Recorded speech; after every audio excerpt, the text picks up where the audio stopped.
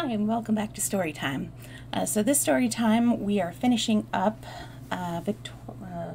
Virginia Woolf's Orlando, which is a gender-shifting time romp through the ages.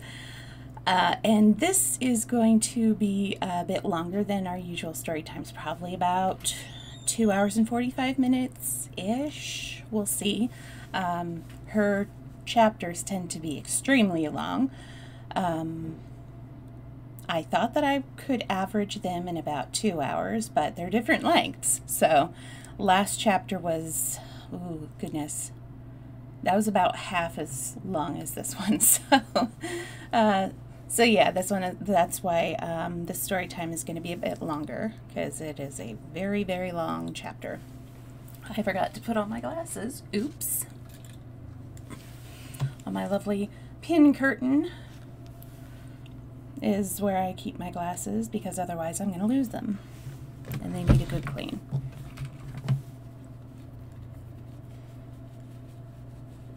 Just what you wanted to tune in for, somebody cleaning their glasses. Alrighty. So let's go ahead and get started. Oh, before I forget, a little bit of ASMR.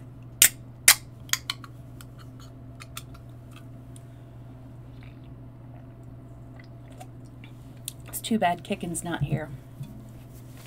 They are a fan of the bull as well. Alright, let's go ahead and get started and check out this really cool bookmark I got during my last, I went a little crazy on out-of-print clothing. Got this great shirt though. Check it out.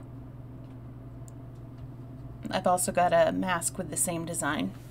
And no, these aren't socks, but they have this really fun pair of, hey Maestro, you gonna come up? Hi. Gonna come up and join me? Or are you going to get jealous that I'm sharing you? Come on. Hi. There we go. We have a guest appearance by the one, the only Maestro. Hey. Hey, cutie pants. Love you. So we're actually going to wait to start the book. Let's get a better view of him. Hi. I can't find his brush, otherwise we'd have some fur brushing. But actually, I'm just going to use my dirty hairbrush. I have 2 hairbrushes. Yes, I do. And he loves being brushed. Hi.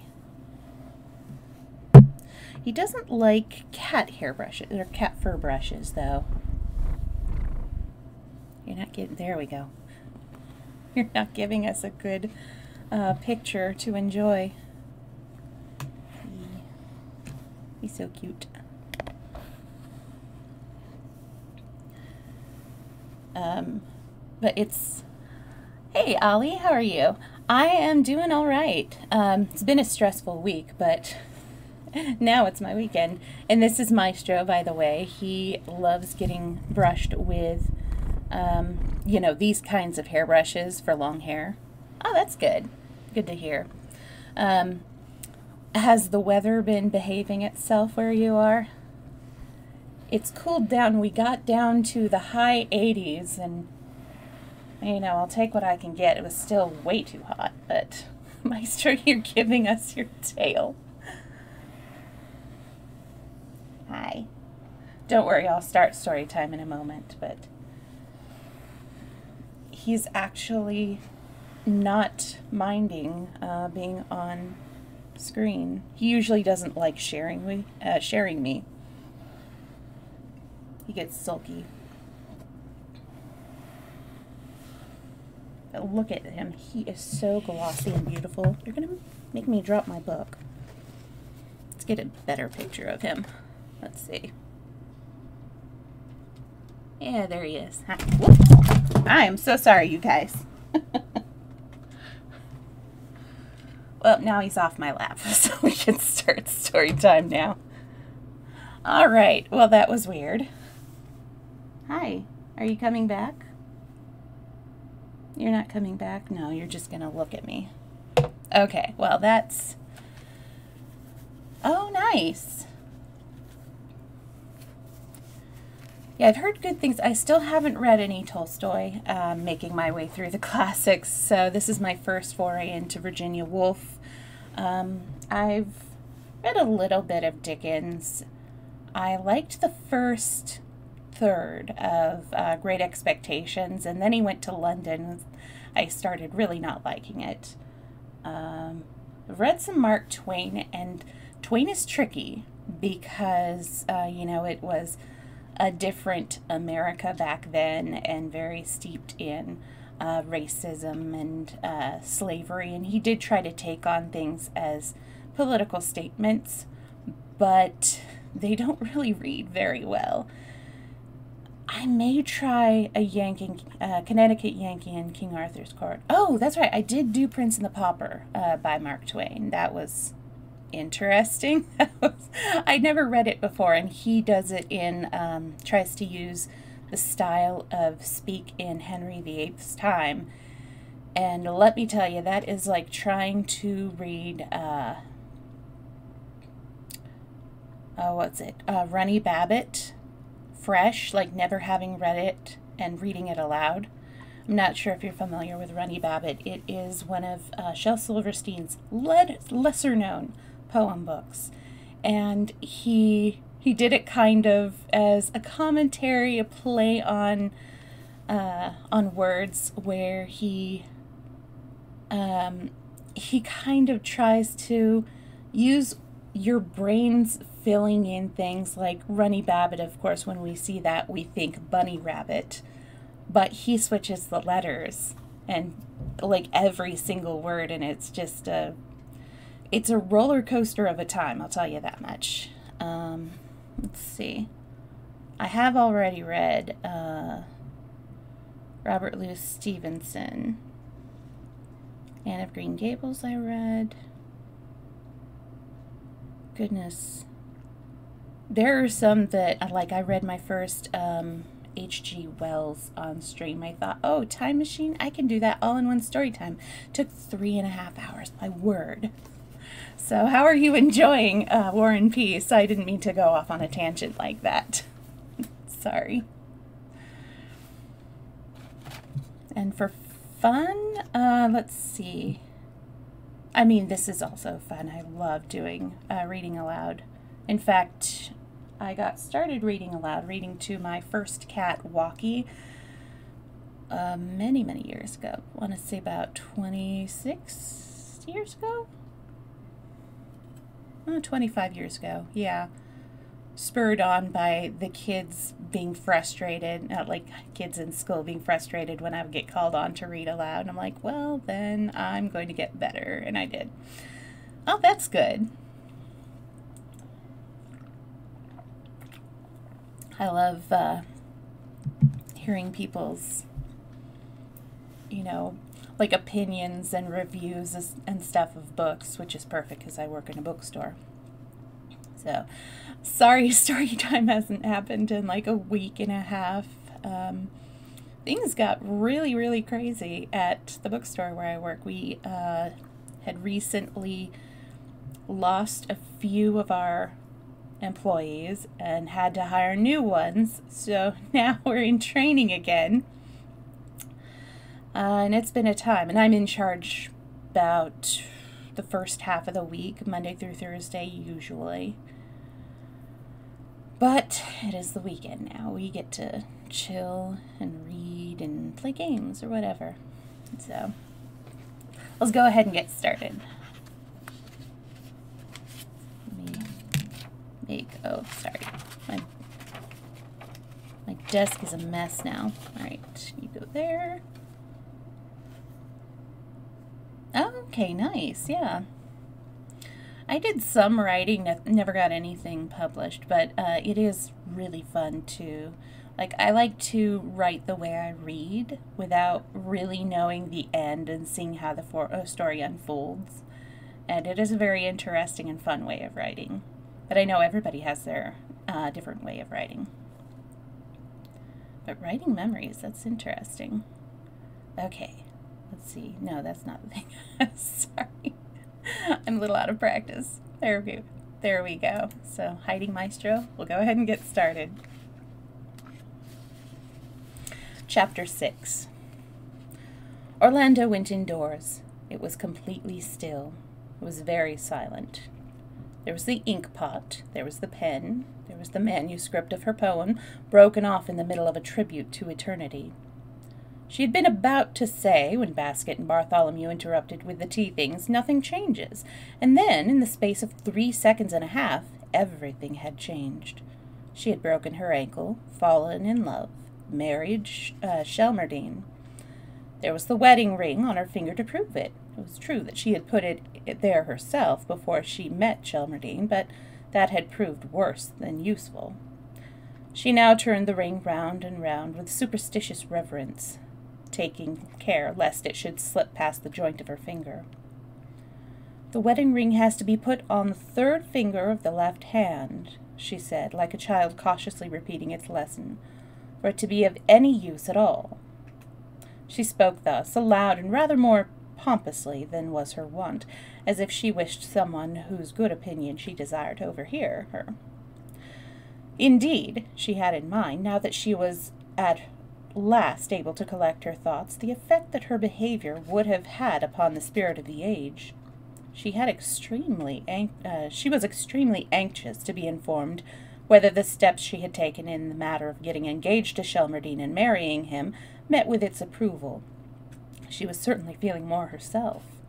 Her finger had not tingled once, or nothing to count, since that night on the moor. Yet she could not deny that she had her doubts. She was married, true, but if one's husband was always sailing round Cape Horn, was it marriage? If one liked him, was it marriage? If one liked other people, was it marriage? And finally, if one still wished, more than anything in the whole world, to write poetry, was it marriage? She had her doubts. But she would put it to the test. She looked at the ring. She looked at the ink pot. Did she dare? No, she did not. But she must. No, she could not. What should she do, then? Faint, if possible, but she had never felt better in her life. "Hang it all!" she cried, with a touch of her old spirit. "Here goes!" And she plunged her pen neck down into the deep into the ink. To her enormous surprise, there was no explosion. She drew the nib out. It was wet, but not dripping. She wrote. The words were a little long in coming, but come they did. But did they make sense? She wondered, and a panic came coming over her lest the pen might have been at some of its involuntary pranks again. She read, "And then I came to a field where the springing grass was dulled by the hanging cups of fritillaries, I think that's the word. Sullen and foreign-looking, the snaky flowers scarfed in dull purple like Egyptian girls." As she wrote, she felt some power. Remember, we are dealing with the most obscure manifestations of the human spirit, reading over her shoulder, and when she had written Egyptian girls, the power told her to stop. Grass, the power seemed to say, going back with a ruler such as governesses used to the beginning. Governesses used to the beginning, is all right. The hanging cups of fritillaries, admirable. Snaky flower, a thought. Strong from a lady's pen, perhaps, but Wordsworth, no doubt, sanctions it. But girls? Are girls necessary? You have a husband at the Cape, you say. Well, that'll do. And so the spirit passed on. Orlando now performed in spirit, for all this took place in spirit, a deep obeisance to the spirit of her age, such as, to compare great things with small, a traveler, conscious that he has a bundle of cigars in the corner of a suitcase, makes to the customs officer, who has obligingly made a scribble of white chalk on the lid, for she was extremely doubtful whether, if the spirit had examined the contents of her mind carefully, it would not have found something highly contraband, for which she would have had to pay the full fine. She had only escaped by the skin of her teeth.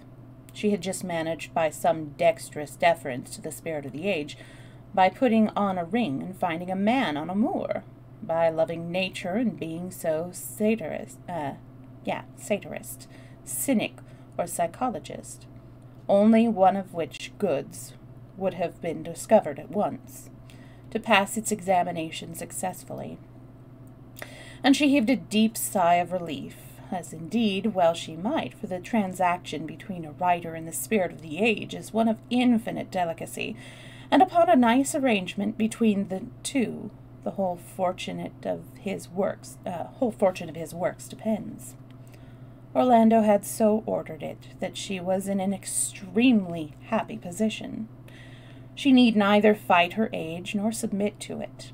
Yes, she was of it, yet remained herself. Now therefore she could write, and write she did. She wrote, she wrote, she wrote. It was now November. After November comes December, then January, February, March, and April. After April comes May, June, July, August follows. Next is September, then October, and so, behold, here we are back in November again, with a whole year accomplished. This method of writing biography, though it has its merits, is a little bare perhaps, and the reader, if we go on with it, may complain that he could recite the calendar for himself, and so save his pocket whatever sum the Hogarth press may think proper to charge for his book. But what can the biographer do when his subject has put him in the predicament into which Orlando has now put us? Life, it has been agreed by everybody whose opinion is worth consulting, is the only fit subject for novelist or biographer. Life, the same authorities have decided, has nothing whatever to do with sitting still in a chair and thinking. Thought and life are as the poles asunder. Therefore, since sitting in a chair and thinking it's precisely what Orlando is doing now, there is nothing for it but to recite the calendar, tell one's beads, blow one's nose, stir the fire, look out the window until she is done. Orlando sat so still that you could have heard a pin drop. Would indeed that the pin had dropped.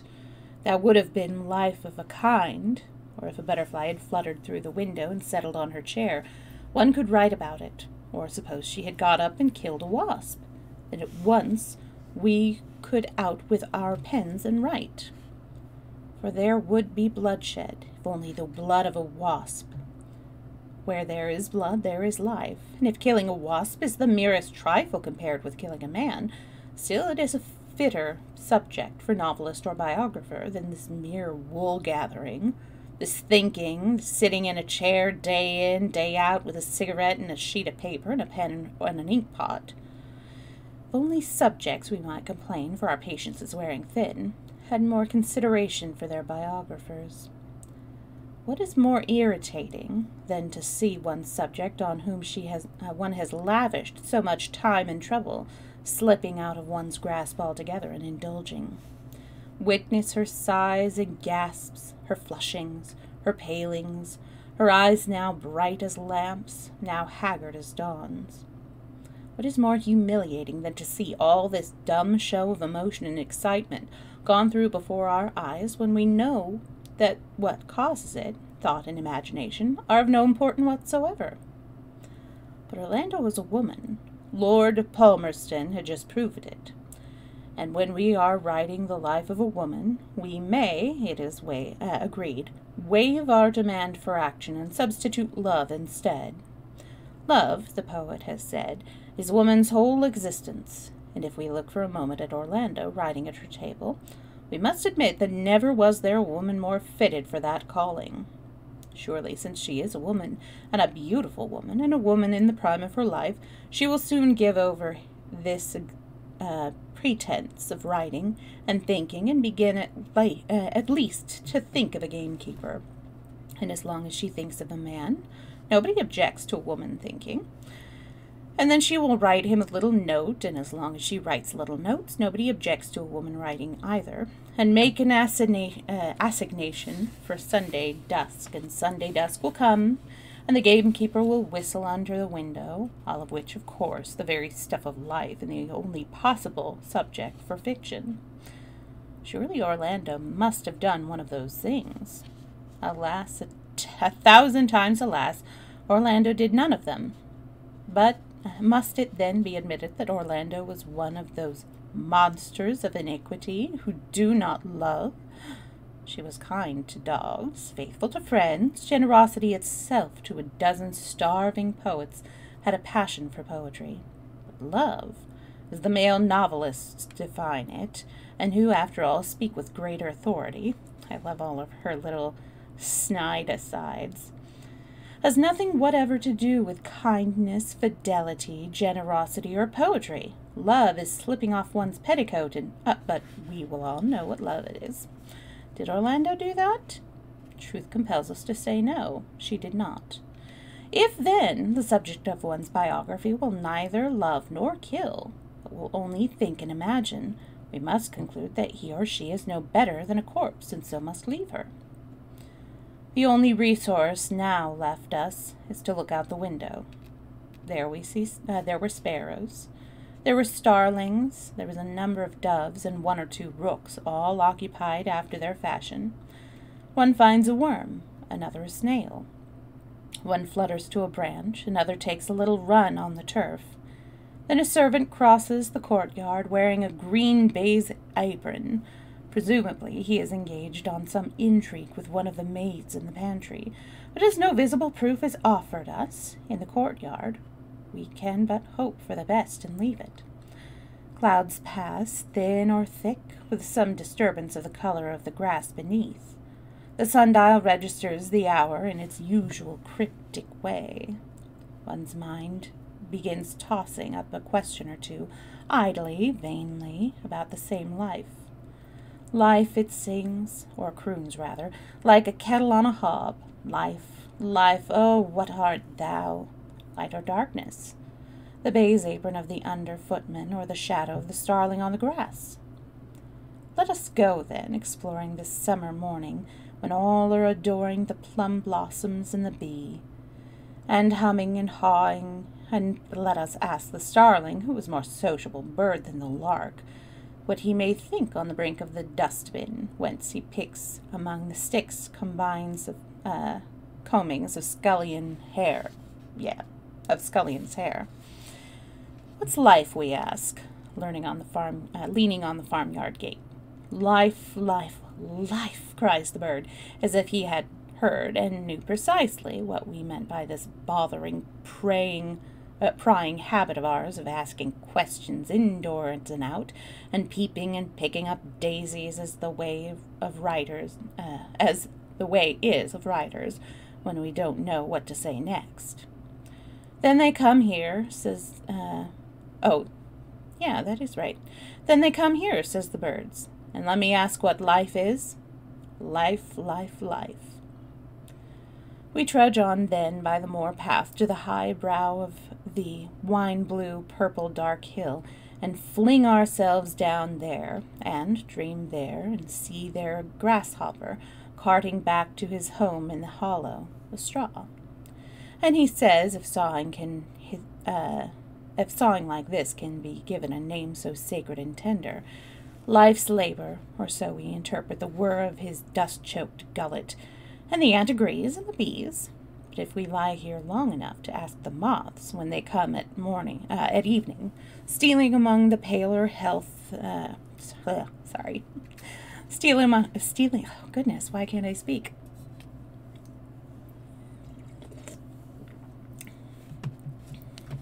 Stealing among the paler heather bells, they will breathe in our ears such wild nonsense as one hears from telegraph wires in snowstorms.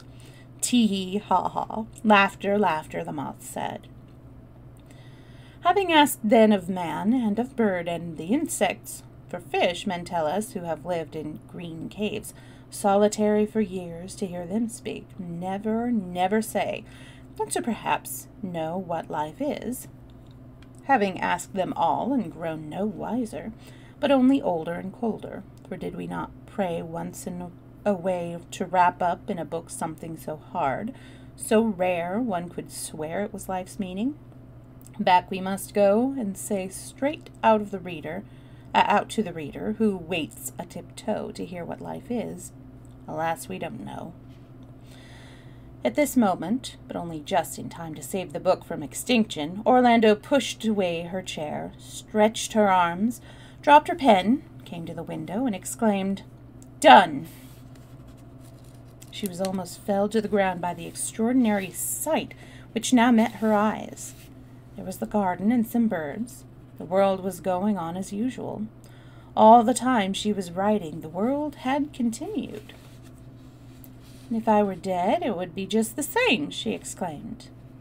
Such was the intensity of her feelings that she could even imagine that she had suffered a dissolution, and perhaps some faintness actually attacked her. For a moment she stood looking at the fair, indifferent spectacle with staring eyes.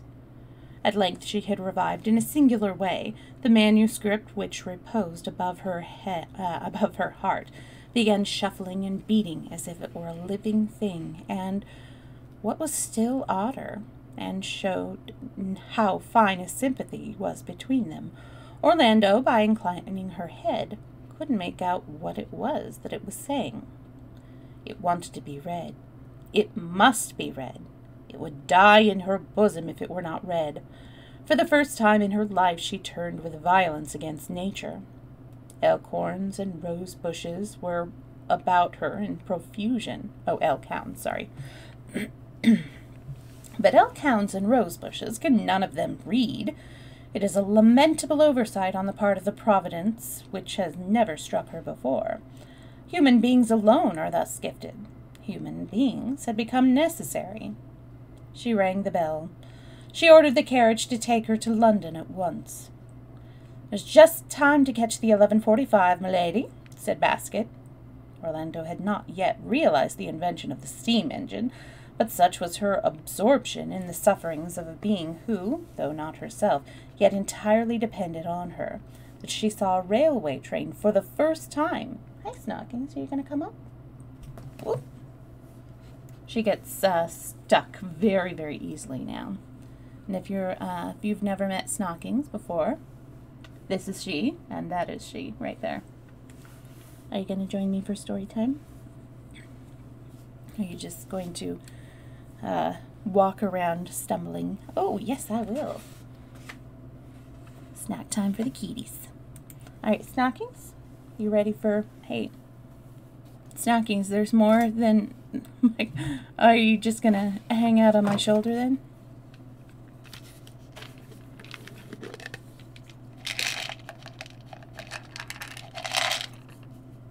Yes, I do have treats for you. Here. Let's, here we go. This is from Corel. Hi, Corel. Good to see you.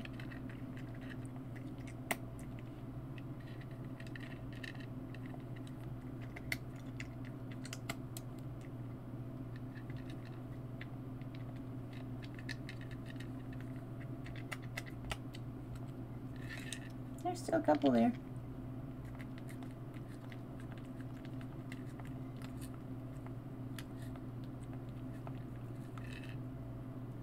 Come on.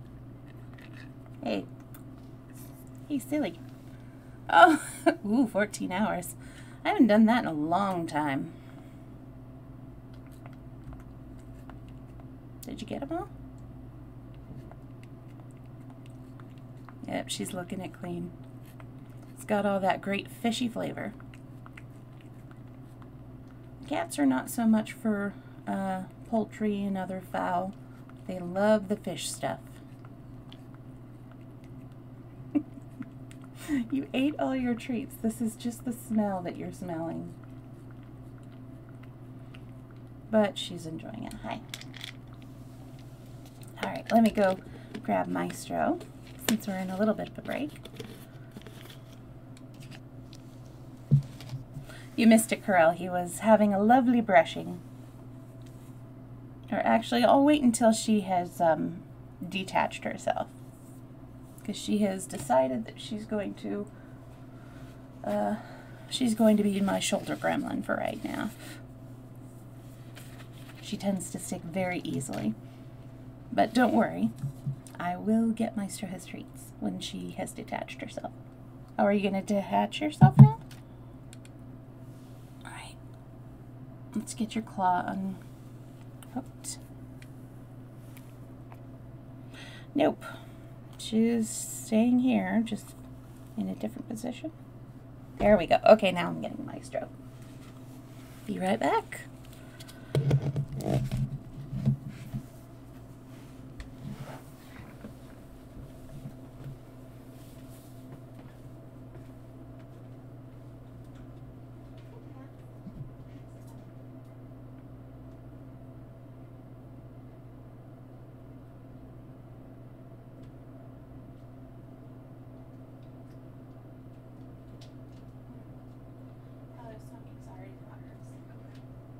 She was being a shoulder gremlin. Come on, Pants.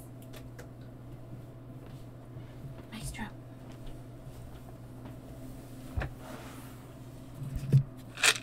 There you are. Yes, this is from Corel.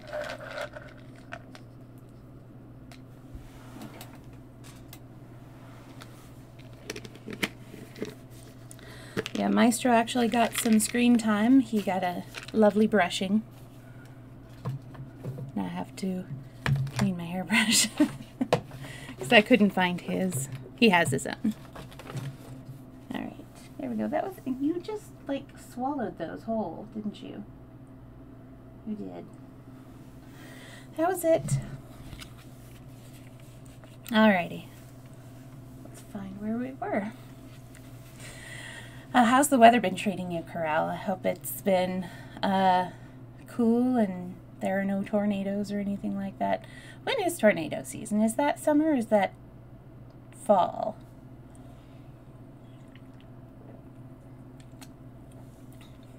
We've, of course, been having fire season, but it's, there hasn't really been anything like super close like there was last year, so thank goodness. But, you know, we have all of the, like the public library has some, oh, okay. It's kind of like with fire season, kind of starts late spring and then goes all the way through summer and a little bit into early fall, because we usually don't get, start getting rain until like October. So, yeah. I mean, I love living in California, but there are definitely some drawbacks. But, you know, I remind myself that every place has their own natural disaster. It's just some can be, like, you know, you can work to avoid it. Like with forest fires, you can, you know, do your control burns, which they do a lot. Burn during the wetter seasons, just get rid of all the underbrush and then brush the lands and stuff like that, weed out the close bushes, but you know, it's a lot of ground to cover. And then of course you're in the alley for who? Oh, you're in the alley for tornadoes. Oof. I really hope that you are able to avoid the big, dangerous, scary ones. And then kind of, we also have like earthquakes, but not nearly as bad as like Southern California and like near the faults. And we're far enough from the big faults that we usually get like the, not aftershocks, but you know, there's the focal point, and then it's to lesser degrees the further out you get. We had a couple last week, I think it was. So that was really weird. Things just kind of started shifting. Went on for several seconds. I think I was the least spooked. Or I don't even remember if the cats reacted, but sister was just kind of like, I am moving to my doorway. And I'm just looking around going, this is the least dangerous place in my room. I mean, actually no, because I'm right next to a window. Well, I'm gonna have to rethink that tactic then. Anyways, yeah. Oh, okay, yeah. Well, I wish you safety and luck in that regard. But yeah, every place has their own natural disaster. But let us continue. We had our lovely little intermission with kitties, with the cat overlords, as Carell likes to say. Let's see. Here we go. There's just time to catch the 11:45, milady, said Basket.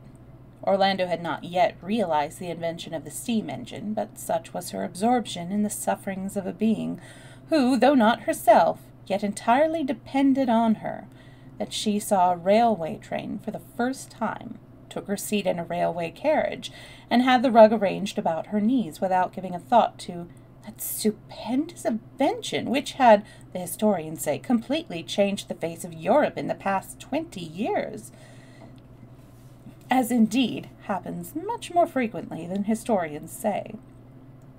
She noticed only that it was extremely smutty, rattled horribly, and the windows stuck. Lost in thought, she was whirled up to London in something less than an hour, and stood on the platform at Charing Cross, not knowing where to go. The old houses of Brickfriars, where she had spent so many pleasant days in the 18th century, was now sold, part to the Salvation Army, part to an umbrella factory. She had bought another in Mayfair, which was sanitary, convenient, and in the heart of the fashionable world. But was it in Mayfair that her poem would be relieved of its desire? Pray God, she thought, remembering the brightness of her ladyship's eyes, and the symmetry of her lordship's legs, they haven't taken to reading there, for that would be 1,000 pities. Then there was Lady R's. The same sort of talk would be going on there still, she had no doubt. The gout might have shifted from the general's left leg to his right, perhaps. Mr. L. might have stayed 10 days with R instead of T. Then Mr. Pope would come in. Oh, but Mr. Pope was dead. Who were the wits now, she wondered. That was not a question which could put to Porter, and so she moved on. Her ears were now distracted by the jingling of innumerable bells on the heads of innumerable horses. Fleets of the strangest little boxes on wheels were drawn up by the pavements. She walked out into the Strand. There the uproar was even worse. Vehicles of all sizes, drawn by blood horses and by dray horses, conveying one solitary dowager, or crowded to the top by whiskered men in silk hats, were inextricably mixed. Carriages, carts, and omnibuses seemed to her eyes, so long used to the look of a plain sheet of foolscap, alarmingly at loggerheads, and to her ears, attuned to a pen scratching, the uproar of the street sounded violently and hideously cacophonous. Every inch of the pavement was crowded.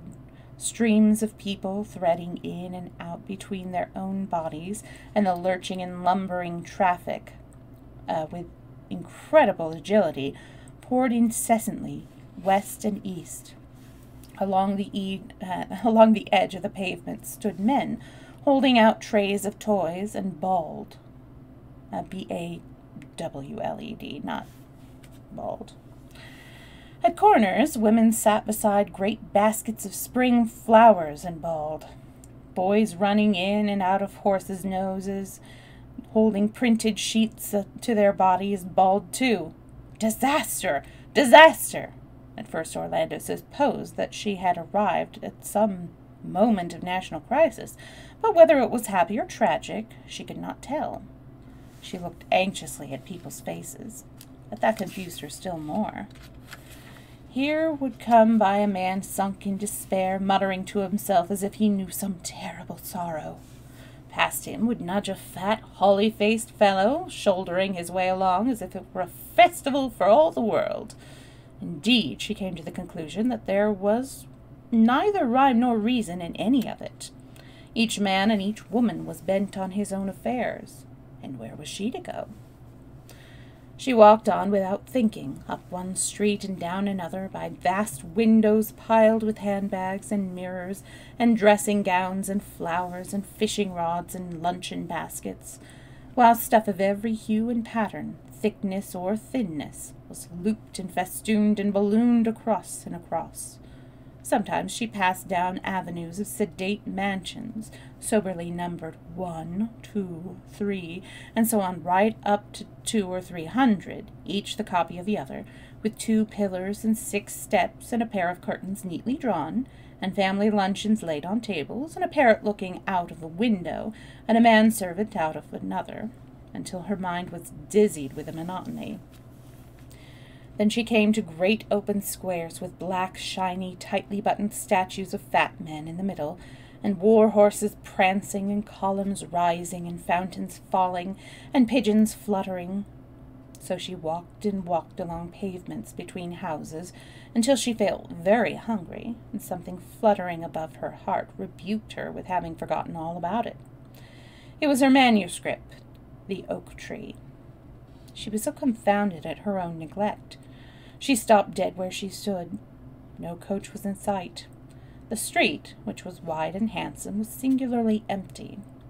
Only one elderly gentleman was approaching. There was something vaguely familiar to her in his walk. As he came nearer, she felt certain that she had met him at some time or other. But where? Could it be that this gentleman, so neat, so portly, so prosperous, with a cane in his hand and a flower in his buttonhole, with a pink, plump face and combed white mustaches, could it be? Yes, by Jove, it was her very old friend, Nick Green. At the same time, he looked at her, remembered her, recognized her. "The Lady Orlando!" he cried, sweeping his silk hat almost in the dust. "Sir Nicholas!" she exclaimed, for she was made aware intuitively by something in his bearing that the scurrious penny-a-liner, who had lampooned her and many another in the time of Queen Elizabeth, was now risen in the world, and become certainly a knight, and doubtless a dozen other fine things into the bargain. With another bow, he acknowledged that her conclusion was correct. He was a knight. He was a Lit.D. He was a professor. He was the author of a score of volumes. He was, in short, the most influential critic of the Victorian age. A violent tumult of emotions besieged her at meeting the man who had caused her, years ago, so much pain. Could this be the plaguy, restless fellow who had burnt holes in her carpet and toasted cheese in the Italian fireplace and told so much merry stories of Marlowe and the rest that they had seen the sun rise 9 nights out of 10? He was now sprucely dressed in a gray morning suit and a pink flower in his buttonhole and gray suede gloves to match. But even as she marveled, he made another profound bow and asked her whether she could honor him by luncheon with him. The bow was a thought overdone, perhaps, but the imitation of fine breeding was creditable. She followed him, wondering, into a superb restaurant, all plush red, white tablecloths, and silver cruets, as unlike as could be the old tavern of a coffee-house, with its sanded floor, its wooden benches, its bowls of punch and chocolate, and its broadsheets and spittoons. She laid her gloves neatly on the table beside him. Still, she could hardly believe that he was the same man. His nails were clean, where they used to be an inch long. His chin was shaved, where a black beard used to sprout. He wore gold-sleeved links. Sleeve links or cufflinks, I guess, where his ragged linen used to dip to the broth. It was not, indeed, until he had ordered the wine, which he did with a care that reminded her of his taste of Malmsey long ago, that she was convinced he was the same man. "Ah," he said, heaving a little sigh, which was yet comfortable enough. Ah, my dear lady, the great days of literature are over. Marlowe, Shakespeare, Ben Jonson, those were the giants. Dryden, Pope, Addison, those were the heroes. All are dead now. And whom have they left us? Tennyson, Browning, Carlyle. He threw an immense amount of scorn into his voice. The truth of it is, he said, pouring himself a glass of wine, that all our young writers are in the pay of booksellers. They turn out any trash that serves to pay their tailors' bills. It is an age, he said, helping himself to hors d'oeuvres, marked by precious conceits and wild experiments, none of which the Elizabethans would have tolerated for an instant. No, my dear lady, he continued, passing with approval the turbot gratin which the waiter exhibited for his sanction. The great days are over. We live in degenerate times. We must cherish the past, honor those writers. There are still a few left of them, who take antiquity for their model and write, not for pay, but here Orlando almost shouted, "Gloire!" Indeed, she could have sworn that she had heard him say the very same things 300 years ago. The names were different, of course, but the spirit was the same. Nick Green had not changed, for all his knighthood, and yet some change there was, for while he ran on about taking Addison as one's model, it had been Cicero once, she thought, and lying in bed of a morning, which she was proud to think her pension paid quarterly enabled him to do, rolling the best works of the best authors round and round on one's tongue for an hour, at least, before setting pen to paper, so the vulgarity of the present time and the deplorable condition of our native tongue, he had lived long in America, she believed, might be purified, where he ran on in much the same way that Green had run on 300 years ago. She had time to ask herself, now, was it then that he had changed? He had grown plump, but he was a man verging on 70. He had grown sleek. Literature had been a prosperous pursuit, evidently, but somehow the old, restless, uneasy vivacity had gone. His stories, brilliant as they were no longer quite so free and easy. He mentioned, it is true, my dear friend Pope, or my illustrious friend Addison's every other second, but he had an air of respectability about him which was depressing, and he preferred, it seemed, to enlighten her about the doings and sayings of her own blood relations rather than tell her, as he used to do, scandal about the poets. Orlando was unaccountably disappointed. She had thought of her literature all these years, her seclusion, her rank, her sex must be her excuse, as something wild as the wind, hot as fire, swift as lightning, something errant, incalculable, abrupt and beholden. Literature was an elderly gentleman in a grey suit talking about duchesses. The violence of her disillusionment was such that some hook or button fastening the upper part of her dress burst open, and out upon the table fell The Oak Tree, a poem. "A manuscript," said Sir Nicholas, putting on his gold pince-nez. "How interesting, how excessively interesting! Permit me to look at it."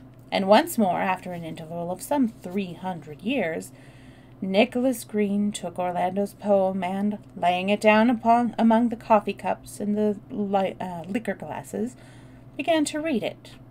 But now his verdict was very different from what it had been then. It reminded him, he said as he turned over the pages of Addison's Cato, It reminded him, he said, as he turned over the pages, of Addison's Cato. It compared favorably with Thomson's Seasons. There was no trace in it, he was thankful to say, of the modern spirit. It was compared with a regard of truth, to nature, to the dictates of the human heart, which was rare indeed in these days of unscrupulous eccentricity. It must, of course, be published instantly.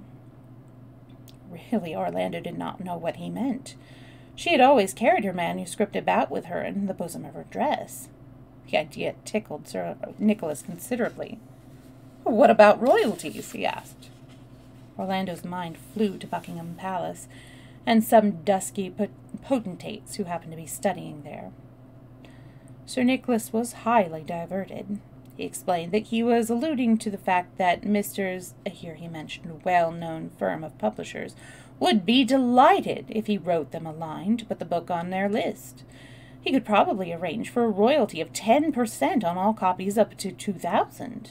After that it would be 15. As for the reviewers, he would himself write a line to Mr. So-and-so, who was the most influential, then a compliment, say a little puff of her own poems, addressed to the wife of the editor of the whatever, never did any harm. He would call so-and-so. So he ran on. Orlando understood nothing at all of this, and from old experience did not altogether trust his good nature. There was nothing for it but to submit that what was evidently his wish, and the fervent desire of the poem itself. So Sir Nicholas made the blood-stained packet into a neat parcel, flattened it into his breast pocket, lest it should disturb the rest of his coat, and with many compliments on both sides, they parted. Orlando walked up the street, now that the poem was gone, and she felt a bare place in her breast that she had been used to carry it. Oh, where she had been used to carry it. She had nothing to do but reflect upon whether she liked the extraordinary chances it might be of the human lot. Here she was in St. James Street, a married woman with a ring on her finger. Where there had been a coffee-house once, there was now a restaurant. It was about 3:30 in the afternoon. The sun was shining. There were 3 pigeons, a mongrel terrier dog, 2 hansom cabs, and a barouche landau. What, then, was life? The thought popped into her head violently, irrelevantly. Irrelevantly. Oh, my goodness, my inability to words. The thought popped into her head violently, irrelevantly, unless old Green were somehow the cause of it. And it may be taken as a comment, adverse or favorable, as the reader chooses to consider it upon her relations with her husband, who was at the Horn, that whenever anything popped violently into her head, she went straight to the nearest telegraph office and wired to him. There was one, as it happened, close at hand. "My God shell," she wired, "life, literature, green toady." Here she dropped into a cipher language which they had invented between them, so that a whole spiritual state of the utmost complexity might be conveyed in a word or two without telegraph clerks being any the wiser, and added the words "Ratican Glumphoboo," which summed it up precisely. For not only had the events of the morning made a deep impression on her, but it cannot have escaped the reader's attention that Orlando was growing up, which is not necessarily growing better, and Ratigan Glumphoboo described a very complicated spiritual state, which, if the reader puts all his intelligence at our service, he may discover for himself. There could be no answer to her telegram for many hours. Indeed, it was probable, she thought, glancing at the sky, where the upper clouds raced swiftly past, that there was a gale at Cape Horn, so that her husband would be at the masthead, as likely as not, or cutting away some tattered spar, or even alone in a boat with a biscuit. And so, leaving the post office, she turned to beguile herself into the next shop, which was a shop so uncommon in our day that it need no description, yet to her eyes, strange in the extreme, a shop where they sold books. All her life Orlando had known manuscripts. She had held in her hands the rough brown sheets on which Spenser had written in his little crabbed hand. She had seen Shakespeare's scripts and Milton's. She had owned, indeed, a fair number of quartos and folios, often with a sonnet in her praise in them, and sometimes a lock of hair. But these innumerable little volumes, bright, identical, ephemeral, for they seemed bound in cardboard and printed on tissue paper, surprised her infinitely. The whole works of Shakespeare cost half a crown and could be put in your pocket. One could hardly read them, indeed, the print was so small, but it was a marvel none the less. Works, the works of every writer she had known or heard of, and many more stretched from end to end of the long shelves. On tables and chairs more works were piled and tumbled, and these she saw, turning a page or two, were often works about other works by Sir Nicholas, and a score of others whom, in her ignorance, she supposed, since they were bound and printed, to be very great writers too. So she gave an astounding order to the bookseller to send her everything of any importance in the shop, and left. She turned into Hyde. Oh, to be working in that bookstore when that happens. Wow. She turned into Hyde Street, which she had known of old beneath that cleft tree. She remembered the Duke of Hamilton fell, run through the body by Lord Mohun. And her lips, which were often to blame in the matter, began framing the words of her telegram into a senseless sing-song. Life, literature, green toady, Rattigan, glumphoboo, so that several park keepers looked at her with suspicion and were only brought to a favorable opinion of her sanity by noticing the pearl necklace which she wore. She had carried off a sheaf of paper and critical journals from the bookshop, and at length, flinging herself on her elbow beneath a tree, she spread her pages round her, and did her best to fathom the noble art of prose composition as these masters practised it. For still the old credulity was alive in her. Even the blurred type of a weekly newspaper had some sanctity in her eyes. So she read, lying on her elbow, an article by Sir Nicholas on the collected works of a man she had once known, John Donne. But she had pitched herself, without knowing it, not far from the Serpentine. The barking of 1,000 dogs sounded in her ears. Carriage wheels rushed ceaselessly in a circle. Leaves sighed overhead. Now and again a braided skirt and a pair of tight scarlet trousers crossed the grass within a few steps of her. Once a gigantic rubber ball bounced on the newspapers. Violets, oranges, reds, and blues broke through the interstices, that's a word, of the leaves and sparkled in the emerald on her finger. She read a sentence and looked up at the sky. She looked up at the sky and looked down at the newspaper. Life, literature, one to be made into the other. But how monstrously difficult, for here came by a pair of tight scarlet trousers. How would Addison have put that? Here came 2 dogs dancing on their hind legs. How would Lamb have described that? For reading Sir Nicholas and his friends, as she did in the intervals of looking about her, she somehow got the impression, here she rose and walked, they made one feel, it was an extremely uncomfortable feeling. One must never, never say what one thought. She stood on, oh, I'm so sorry. I'm so sorry, I was, zoned. Thank you very much, and welcome. Sorry, that was a while that you were waiting. She's, if you're not familiar with Orlando, there we go.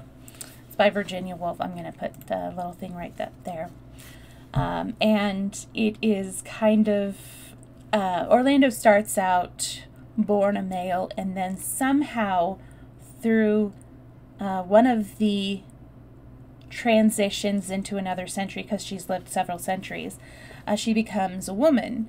And so, and apparently the story was inspired by a friend of Virginia Woolf's, and is known kind of as a queer read, because it's definitely a tongue-in-cheek look at the way the different genders are seen through the ages, and she has all these fun little snide asides. I love when authors do that. Like Jane Austen is surprisingly snarky. At least she was in Northanger Abbey, which is actually the only Jane Austen that I've read so far.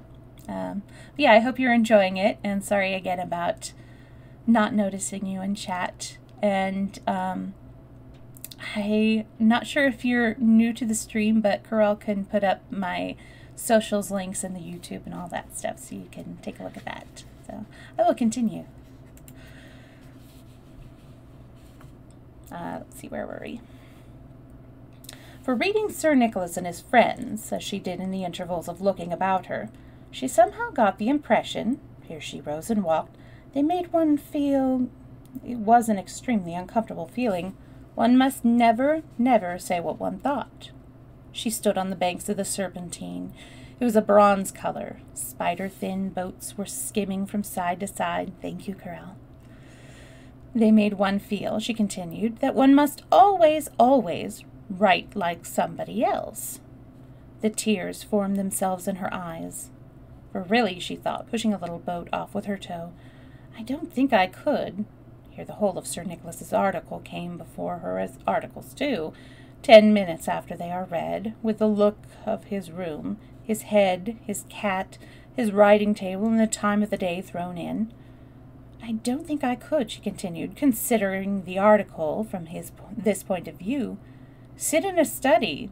No, it's not a study. It's a moldy kind of drawing room all day long, and write to pretty young men, and tell them little anecdotes which they mustn't repeat about what Tupper said about smiles, and then, she continued, weeping bitterly, they're all so manly, and then I do detest duchesses, and I don't like cake, and though I'm spiteful enough, I could never learn to be as spiteful as all that. So how could I be a critic and write the best English prose of my time? Damn it all, she exclaimed, launching a penny steamer so vigorously that the poor little boat almost sank in the bronze-colored waves.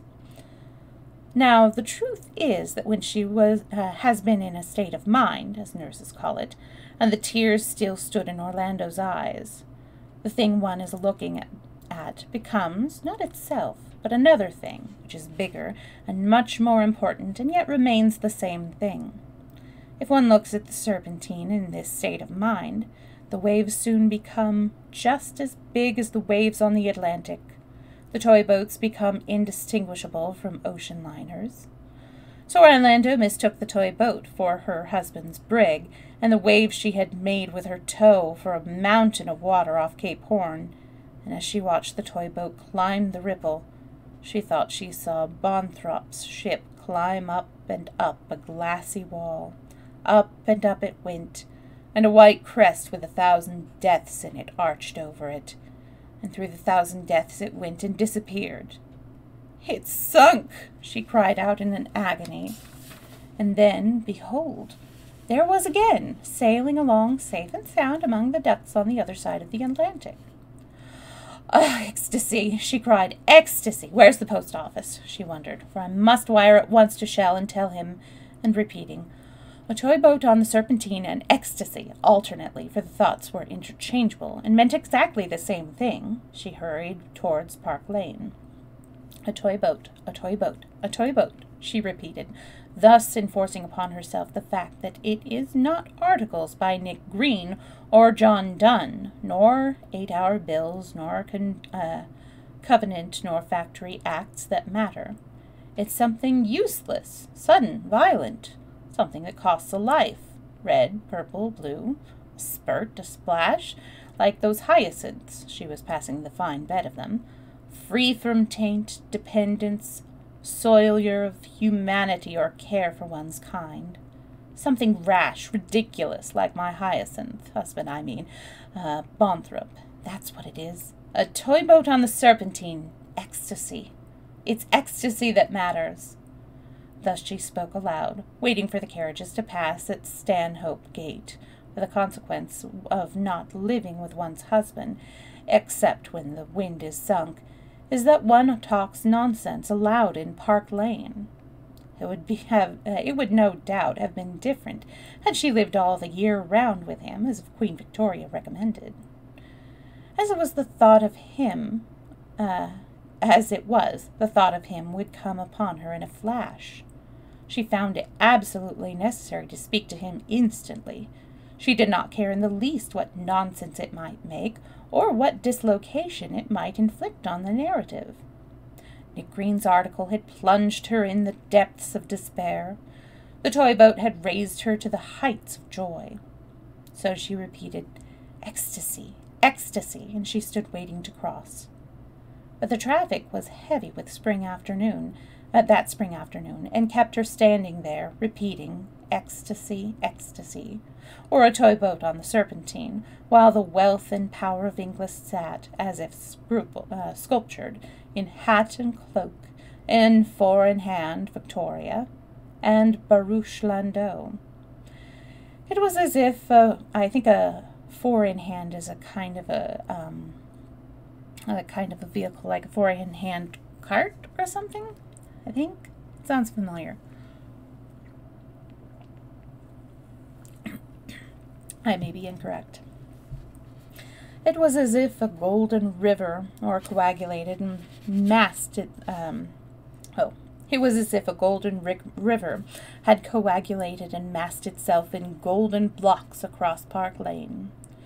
The ladies held card cases between their fingers. The gentlemen balanced gold-mounted canes between their knees. She stood there gazing, admiring, awestruck. One thought only disturbed her, a thought familiar to all who beheld great elephants or whales of an incredible magnitude, and that is how do these leviathans, to whom obviously stress, change, and activity are repugnant, propagate their kind? Perhaps, Orlando thought, looking at the stately still faces, their time of propagation is over. This is the fault. This is the consummation. What she now beheld was the triumph of an age. Triumph of an age. Portly and splendid, there they sat. But now the policeman let fall his hand. The stream became liquid. The massive conglomeration of splendid objects moved, dispersed, and disappeared into Piccadilly. So she crossed Park Lane and went into her house in Curzon Street, where, when the meadow sweet blew there, she could remember Curlew calling, and one very old man with a gun. She could remember, she thought, stepping across the threshold of her house, how Lord Chesterfield had said, but her memory was checked. Her discreet 18th century hall, where she could see Lord Chesterfield putting his hat down here and his coat down there with an elegance of deportment which it was a pleasure to watch, was now completely littered with parcels. While she had been sitting in Hyde Park, the bookseller had delivered her order, and the house was crammed. There were parcels slipping down the staircase, with the whole Victorian literature done up in grey paper and neatly tied with string. She carried as many of these packets as she could to her room, ordered footmen to bring the others, and, rapidly cutting innumerable strings, was soon surrounded by innumerable volumes.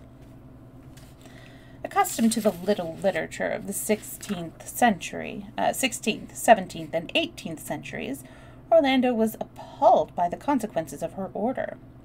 For, of course, to the Victorians themselves, Victorian literature meant not merely 4 great names separate and distinct, but 4 great names sunk and embedded in a mass of Alexander Smiths, Dixons, Blacks, Millmans, Buckles, Taines, Paynes, Tuppers, Jamesons, all vocal, clamorous, prominent and requiring as much attention as anybody else. Orlando's reverence for print had a tough job set before it, but drawing her chair to the window to get the benefit of what light might filter between the high houses of Mayfair, she tried to come to a conclusion. And now it is clear that there are only 2 ways of coming to a conclusion upon Victorian literature. One is to write it out in 60 volumes octavo. The others to squeeze it into 6 lines of the length of this one. Of the 2 courses, economy, since time runs short, leads us to choose the second, and so we proceed. Orlando then came to the conclusion, opening half a dozen books, that it was very odd that there was not a single dedication to a nobleman among them. Next, turning over a vast pile of memoirs, that several of these writers had family trees half as high as her own. Next, that it would be impolitic in the extreme to wrap a 10-pound note round the sugar tongs when Miss Christina Rossetti came to tea. Next, there were half a dozen invitations to celebrate centenaries, by dining. That literature, since it ate all these dinners, must be growing very corpulent. Next, she was invited to a score of lectures on the influence of this upon that, the classical revival, the romantic survival, and other titles of the same engaging kind. That literature, since it listened to all these lectures, must be growing very dry. Next, here she attended a reception given by a peeress. That literature, since it wore all those fine tippets, must be growing very respectable. Next, here she visited Carlyle's soundproof room in Chelsea. That genius, since it needed all this coddling, must be growing very delicate. And so at last she reached her final conclusion, which was of the highest importance, but which, as we have already much overpassed our limit of 6 lines, we must omit. Orlando, having come to this conclusion, she stood looking out of the window for a considerable amount of time. For when anybody comes to a conclusion, it is as if they had tossed the ball over the net and must wait for the unseen antagonist to return it to them. What would be sent her next from the colorless sky above Chesterfield House, she wondered. And with her hands clasped, she stood for a considerable space of time, wondering. Suddenly she started, and here they could only wish that, as on a former occasion, purity, chastity, and modesty would push the door ajar and provide at least a breathable space in which she could think how to wrap up what now had to be told delicately, as a biographer should. But no, having thrown their white garment at the naked Orlando and seen it fall short by several inches, these ladies had given up all intercourse with her these many years, and were now otherwise engaged. Is nothing, then, going to happen this pale March morning to mitigate, to veil, to cover, to conceal, to shroud this undeniable event, whatever it may be? For after giving that sudden violent start, Orlando, but heaven be praised, that this very moment there struck up outside one of these frail, reedy, fluty, jerky, old-fashioned barrel organs, which are still sometimes played by Italian organ-grinders in back streets. Let us accept the intervention, humble though it is, as if it were the music of the spheres, and allow it, with all its gasps and groans, to fill this page with sound until the moment comes, which it is impossible to deny is coming, which the footman has seen coming, and the maidservant, and the reader will have to see too, for Orlando herself is clearly unable to ignore it any longer. Let the barrel organ sound and transport us on thought, which is no more than a little boat when music sounds, tossing on the waves. On thought, which is, of all carriers, the most clumsy, the most erratic, over the rooftops and the back gardens, where washing is hanging too. What is this place? Do you recognize the green and in the middle of the staple, the gates with a lion couchant on either side? Oh, yes, it is Kew. Well, Kew will do. So here, then, we are at Kew, and I will show you today, the 2nd of March, under the plum tree, a grape hyacinth, and a crocus, and a bud, too, on the almond tree, so that to walk there is to be thinking of bulbs, hairy and red, thrust into the earth in October, flowering now, and to be dreaming of more than can rightly be said, and to be taking from its case a cigarette or cigar even, and to be flinging a cloak under, as the rhyme requires, an oak, and here to sit, waiting the kingfisher, which, it is said, was seen once to cross in the evening from bank to bank. Wait, wait! The kingfisher comes. The kingfisher comes not. Behold, meanwhile, factory chimneys and their smoke. Behold the city clerks flashing by their outrigger. Behold the old lady taking her dog for a walk, and the servant girl wearing her new hat for the first time, not at the right angle. Behold them all, though heaven has mercifully decreed that the secrets of all hearts are hidden, so that they are lured on forever to suspect something, perhaps, that does not exist.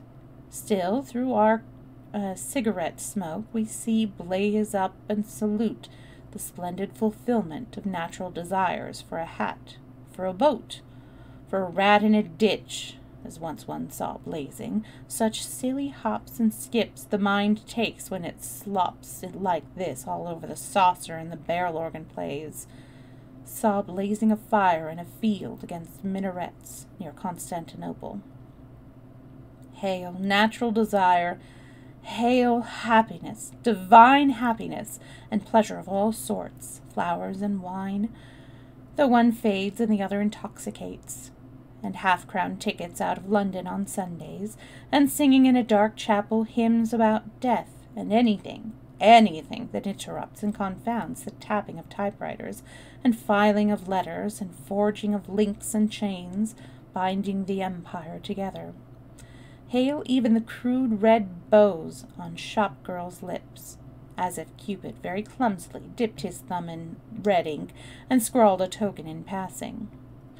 Hail happiness, kingfisher flashing from bank to bank in all fulfillment of natural desire, whether it is what the male novelist says it is, or prayer, or denial. Hail, in whatever form it comes, and may there be more forms and stranger. For dark flows the stream. Would it were true, as the rhyme hints like a dream, but duller and worser than, yes, it does say worser, than that is our usual lot, without dreams, but alive, smug, fluent, habitual, under trees whose shade of an olive green drowns the blue of the wing of the vanishing bird when he darts of a sudden from bank to bank. Hail happiness, then, and after happiness, hail not those dreams which bloat the shapes, sharp images, spotted mirrors to the face in a country inn parlor. Dreams which splinter the whole and tear us asunder and wound us and split us apart in the night when we would not sleep. Oh, goodness, when we would sleep. But sleep, sleep, so deep that all shapes are ground to dust of infinite softness, water of dimness inscrutable, and there, folded, shrouded, like a mummy, like a moth, prone, let us lie on the sand at the bottom of sleep.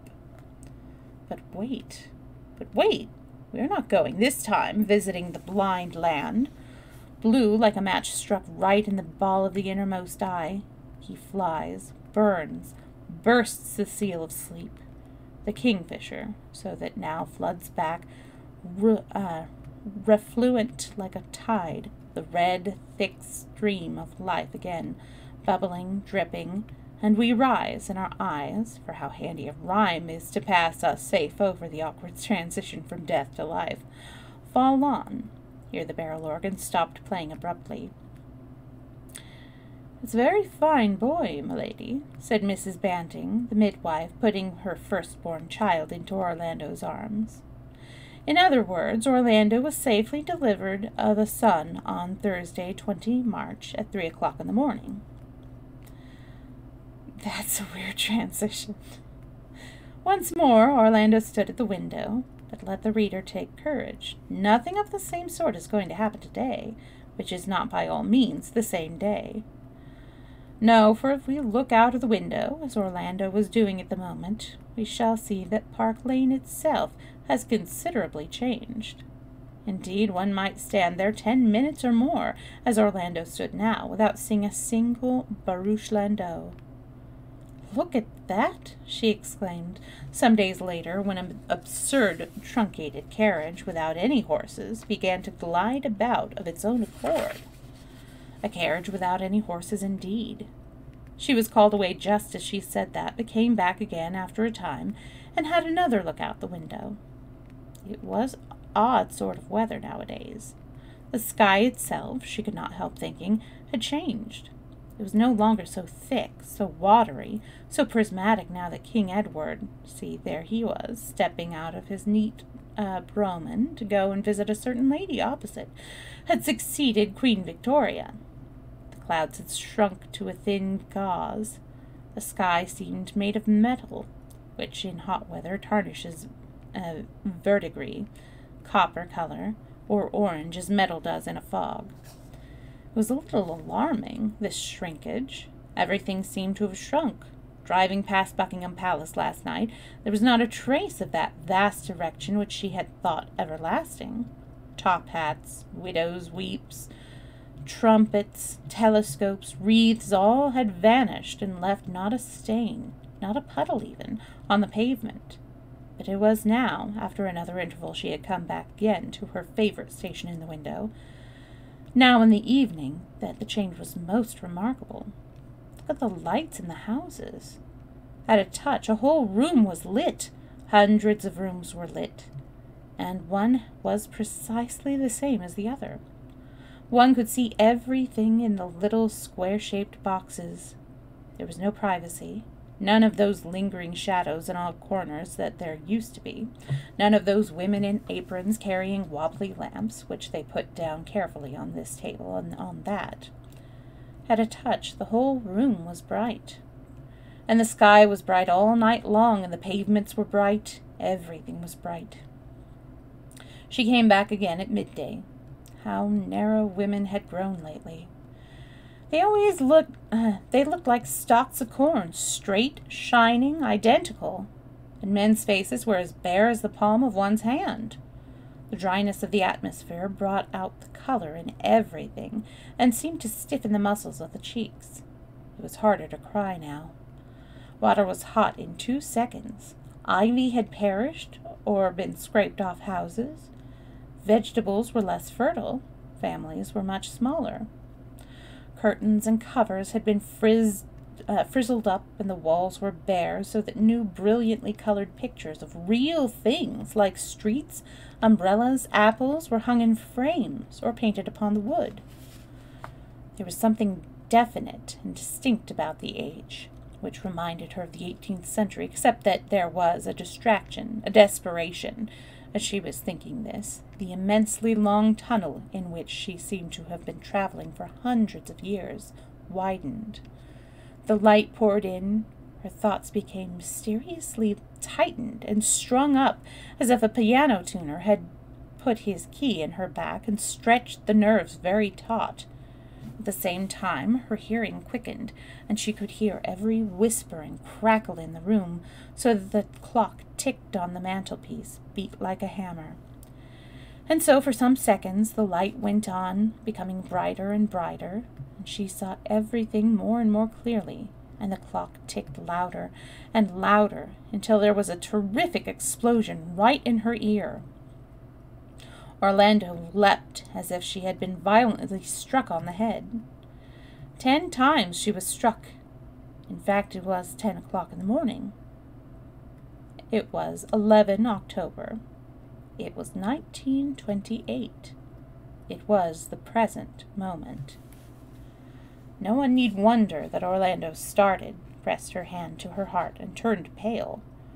For what more terrifying revelation can there be than that it is the present moment? That we survive the shock of all is only possible because the past shelters us on one side and the future on another. But we have no time now for reflections. Orlando was terribly late already. She ran downstairs. She jumped into her motor car. She pressed the self-starter and was off. Vast blue blocks of buildings rose into the air. The red cowls of chimneys were spotted irregularly across the sky. The road shone like silver-headed nails. Omnibuses bore down upon her with sculptured white-faced drivers. She noticed sponges, bird cages, boxes of green American cloth. But she did not allow these sights to sink into her mind even the fraction of an inch as she crossed the narrow plank of the present, lest she should fall into the raging torrent beneath. "Why don't you look where you're going to? Put your hand out, can't you?" for a signaling. That was all she said sharply, as if the words were jerked out of her, for the streets were immensely crowded. People crossed without looking where they were going. People buzzed and hummed round the plate-glass windows, within which one could see a glow of red, a blaze of yellow, as if they were bees, Orlando thought. But her thought that they were bees was violently snipped off, and she saw, regaining perspective with one flick of an eye, that they were bodies. "Why don't you look where you're going?" she snapped out. At last, however, she drew up at Marshall and Snellgrove's and went into the shop. Shade and scent enveloped her. The present fell from her like drops of scalding water. Lights swayed up and down like thin stuffs puffed out of the summer breeze. She took a list from her bag and began reading in a curious stiff voice at first, as if she were holding the words: boys' boots, bath salts, sardines, under a tap of many-colored water. She watched them change as the light fell on them. Bath and boots became blunt, obtuse. Sardines serrated itself like a saw. So she stood in the ground floor apartment of Messrs. Marshall and Snellgrove, looked this way and that, snuffed this smell and that, and thus wasted some seconds. Then she got into the lift, for the good reason that the door stood open, and was shot smoothly upwards. The very fabric of life now, she thought as she rose, is done. But here I rise through the air. I listen to voices in America. I see men flying. But how it's done I can't even begin to wonder, so my belief in magic returns. Now the lift gave a little jerk as it stopped at the first floor, and she had a vision of innumerable colored stuffs flaunting in a breeze from which came distinct, strange smells, and each time the lift stopped and flung its doors open, there was another slice of the world displayed with all the smells of that world clinging to it. She was reminded of the river off Wapping in the time of Elizabeth, where the treasure ships and the merchant ships used to anchor. How richly and curiously they had smelt. How well she remembered the feel of rough rubies running through her fingers when she dappled them in a treasure sack. And then lying with Suki, or whatever her name was, and having Cumberland's lantern flashed on them. The Cumberlands had a house in Portland Place now, and she had lunched with them the other day, and ventured a little joke with the old man about almshouses in the Sheen Road. He had winked. But here was the lift. But here, as the lift could go no further, she must get out. Heaven knows into what department they had called it. She stood still to consult her shopping list, but was blessed if she could see, as the list bade her, bath salts or boys' boots anywhere about. And indeed she was about to descend again, without buying anything, but was saved from that outrage by saying aloud automatically the last item on her list, which happened to be sheets for a double bed. "Sheets for a double bed," she said to a man at a counter, and by a dispensation of Providence, it was sheets that the man at that particular counter happened to sell. For Grimstitch was dead. Bartholomew was dead.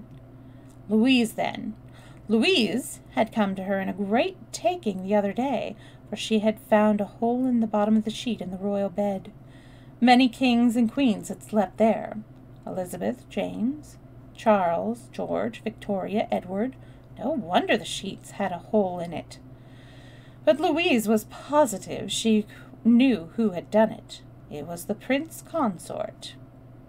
"Sail bosh," she said, for there had been another war, this time against the Germans.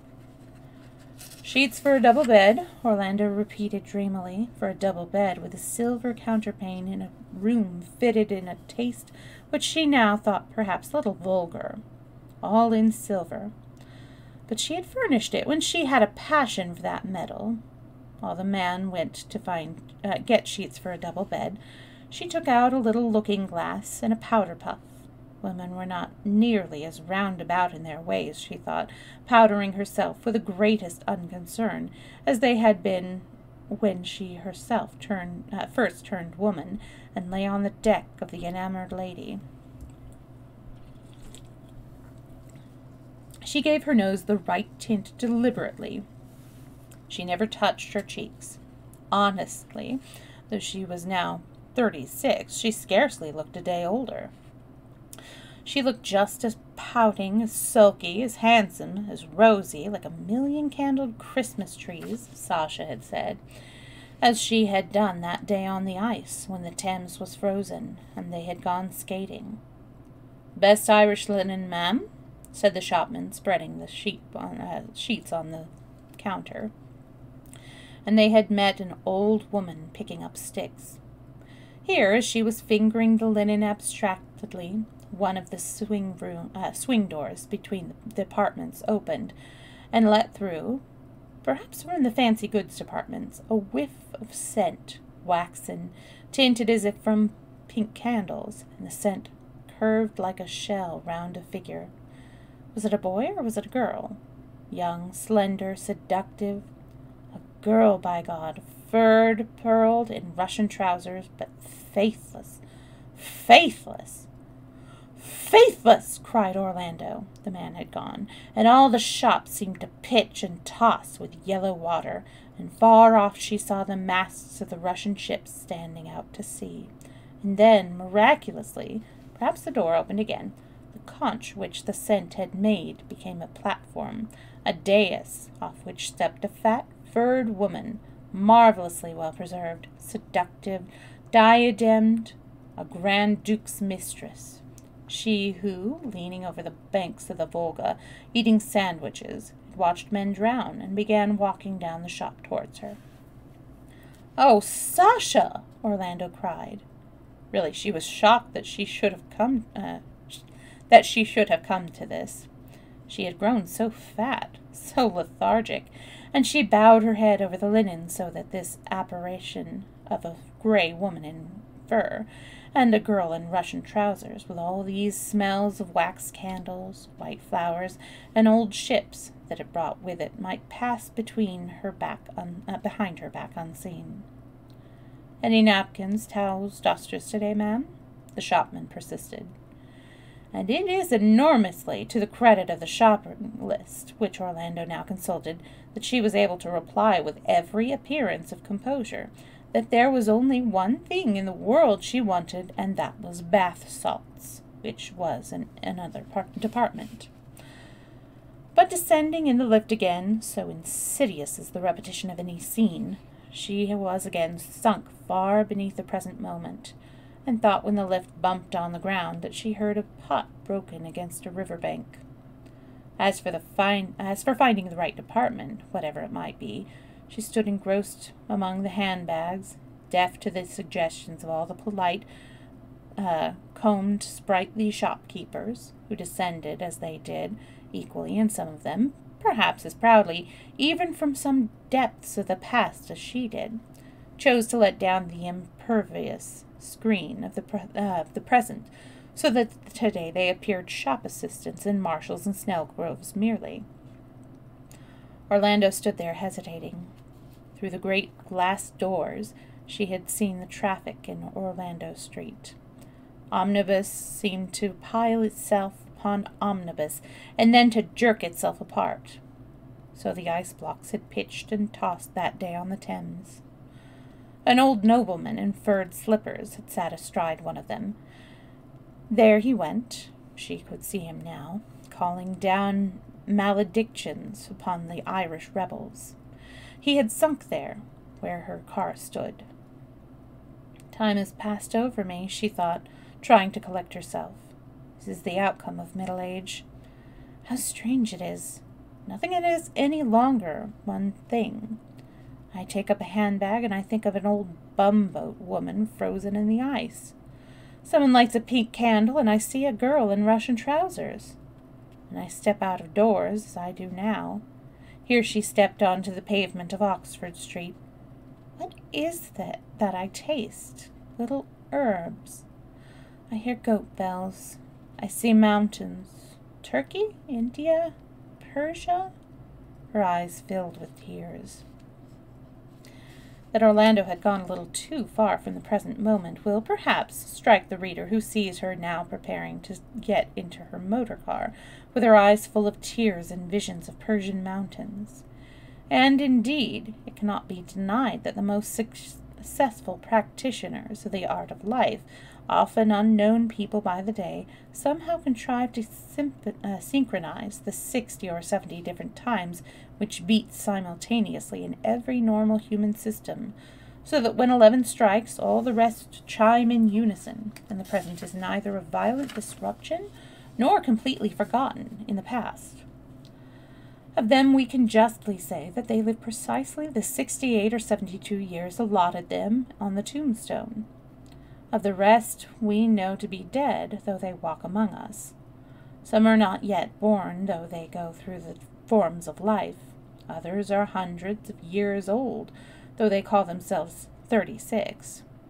The true length of a person's life, whatever the dictionary of national biographies may say, is always a matter of dispute. For it is a difficult business, this time-keeping. Nothing more quickly disorders it than contact with any of the arts. And it may have been her love of poetry that was to blame for making Orlando lose her shopping list and start home without the sardines, the bath salt, or the boots. Now, as she stood with her hand on the door of her motor car, the present again struck her on the head. 11 times she was violently assaulted. "Confound it all!" she cried, for it is a great shock to the nervous system, hearing a clock strike, so much so that for some time now there was nothing to be said of her save that she frowned slightly, changed her gears admirably, and cried out as before, "Look where you're going! Don't you know your own mind? Why didn't you say so then?" While the motor car shot, swung, squeezed, and slid, for she was an expert driver, down Regent Street, down Haymarket, down Northumberland Avenue, over Westminster Bridge, to the left, straight on, to the right, straight on again. The Old Kent Road was very crowded on Thursday, 11 October, 1928. People split off the pavement. There were women with shopping bags. Children ran out. There were sales at drapers' shops. Streets widened and narrowed. Long vistas steadily shrunk together. Here was a market. Here a funeral. Here a procession with banners upon which was written Ra Un. But what else? Meat was very red. Butchers stood at the door. Women almost had their heels sliced off. Armor Vin, that was over a porch. A woman looked out of a bedroom window, profoundly contemplative and very still. Applejohn and apple bed, undert. Nothing could be seen whole or red from start to finish.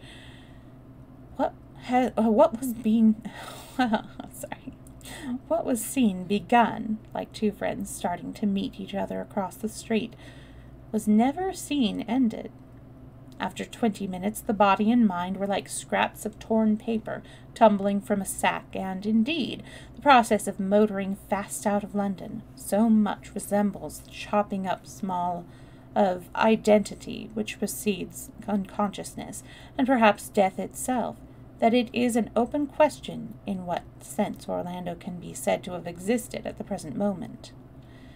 Indeed, we should have given her over for a person entirely disassembled, were it not that here, at last, one green screen was held out on the right, against which the little bits of paper fell more slowly, and then another was held out on the left, so that one could see the separate scraps now turning over by themselves in the air, and then green screens were held continuously on either side, so that her mind regained the illusion of holding things within itself. And she saw a cottage, a farmyard, and 4 cows, all precisely life-sized. When this happened, Orlando heaved a sigh of relief, lit a cigarette, and puffed for a moment or two in silence. Then she called hesitatingly, or as if the person she wanted might be there. "Orlando?"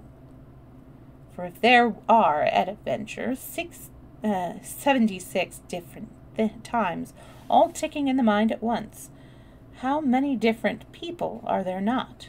Heaven help us, all having lodgment at one time or another in the human spirit.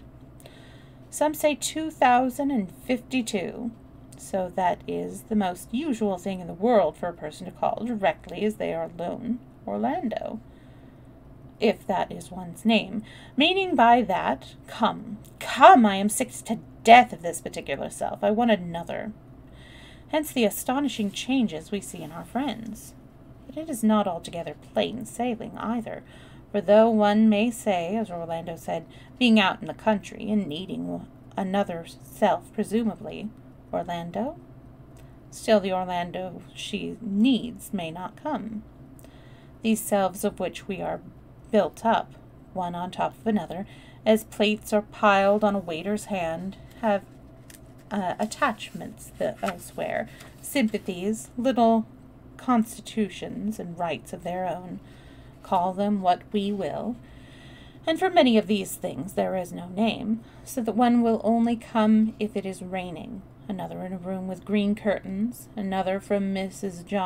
Jones is not there, another if you can promise it a glass of wine, and so on, for everybody can multiply from his own experience the different terms which his different selves have made with him, and some are too wildly ridiculous to be mentioned in print at all.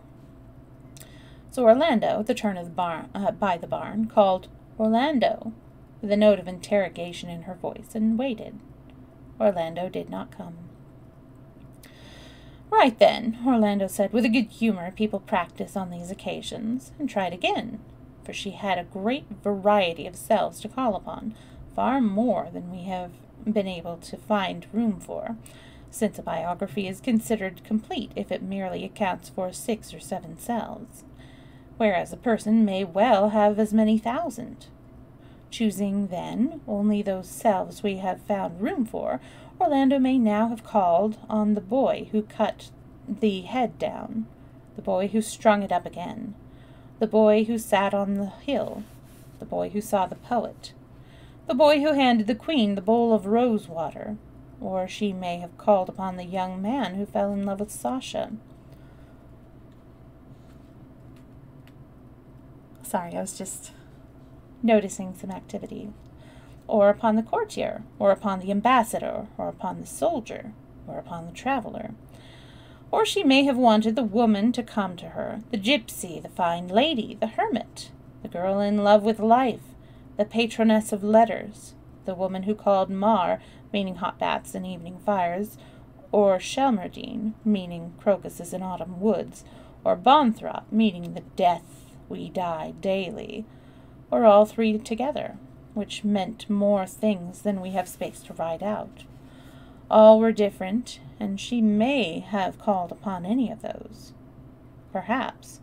But what appeared certain, for we are now in the region of perhaps and appears, was that the one she needed most kept aloof, for she was, to hear her talk, changing herself as quickly as she drove. There was a new one at every corner, as happens when, for some unaccountable reason, the conscious self, which is the uppermost, and has the power to desire, wishes to be nothing but oneself. This is what some people call the true self, and it is, they say, compact of all the selves we have it in us to be, commanded and locked up by the captain self, the key self, which amalgamates and controls them all. Orlando was certainly seeking this self, as the reader can judge from overhearing her talk as she drove, and if it is a rambling talk, disconnected, trivial, dull, and sometimes unintelligible, it is the reader's fault for listening to a lady talking to herself. We only copy her words as she spoke them, adding in brackets which self in our opinion is speaking, but in this we may well be wrong. What then? Who then? She said. 36 in a motor car, a woman. Yes, but a million other things as well. A snob, am I? The garter in the hall? The leopards? My ancestors? Proud of them? Yes. Greedy, luxurious, vicious? Am I? Here a new self came in. Don't care a damn if I am. Truthful? I think so. Generous? Oh, but that don't count. Here a new self came in. Lying in bed of a morning, listening to the pigeons on fine linen, silver dishes, wine, maids, footmen. Spoilt? Perhaps. Too many things for nothing. Hence my books. Here she mentioned 50 classical titles, which represented, so we think, the early romantic works that she tore up. Facile, glib, romantic. But here another self came in, a duffer, a fumbler. More clumsy I couldn't be. And here she hesitated for a word, and if we suggest love, we may be wrong. But certainly she laughed and blushed, and then cried out, a toad set in emeralds. Harry the Archduke, blue bottles on the ceiling. Here another self came in. But Nell, Kit, Sasha? She was sunk in gloom. Tears actually shaped themselves, and she had long given over crying. Trees, she said. Here another self came in. I love trees. She was passing a clump, growing there 1,000 years. And barns. She passed a tumble-down barn at the edge of the road. And sheep-dogs. One came trotting across the road. She carefully avoided it. And the night. But people. Here another self came in. People? She repeated as a question. I don't know. Chattering, spiteful, always telling lies. Here she turned into the high street of her native town, which was crowded, for it was market day, with farmers and shepherds and old women with hens and baskets. I like peasants. I understand crops, but here another self came skipping over the top of her mind, like the beam from a lighthouse. Fame, she laughed. Fame. 7 editions, a prize, photographs in the evening paper. Here she alluded to the oak tree and the Burdett Coutts Memorial Prize, which she had won. And we must snatch space to remark how discomposing it is for her biographer that this culmination to which the whole book moved, this peroration with which the book has to end, should be dashed from us on a laugh casually like this. But the truth is that when we write of a woman, everything is out of place. Culminations and perorations. The accent never falls where it does with a man. Fame, she repeated. Poet, charlatan. Both every morning as regularly as the post comes in. To dine, to meet, to dine, fame, fame. She had here to slow down to pass through the crowd of market people, but no one noticed her. A porpoise in a fishmonger's shop attracted far more attention than a lady who had won a prize, and might, had she chosen, have won 3 coronets, one on top of another on her brow. Worn 3 coronets. Driving very slowly, she now hummed as if it were part of an old song.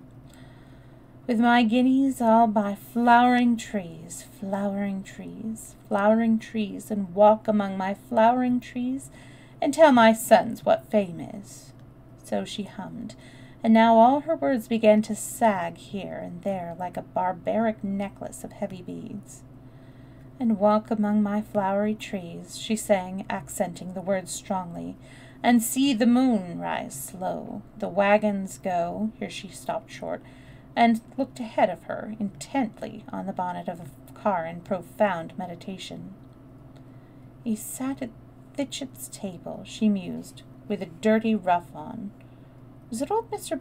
Baker come to measure the timber? Or was it for when she speaks when we speak names we deeply reverence to ourselves, we never speak them whole.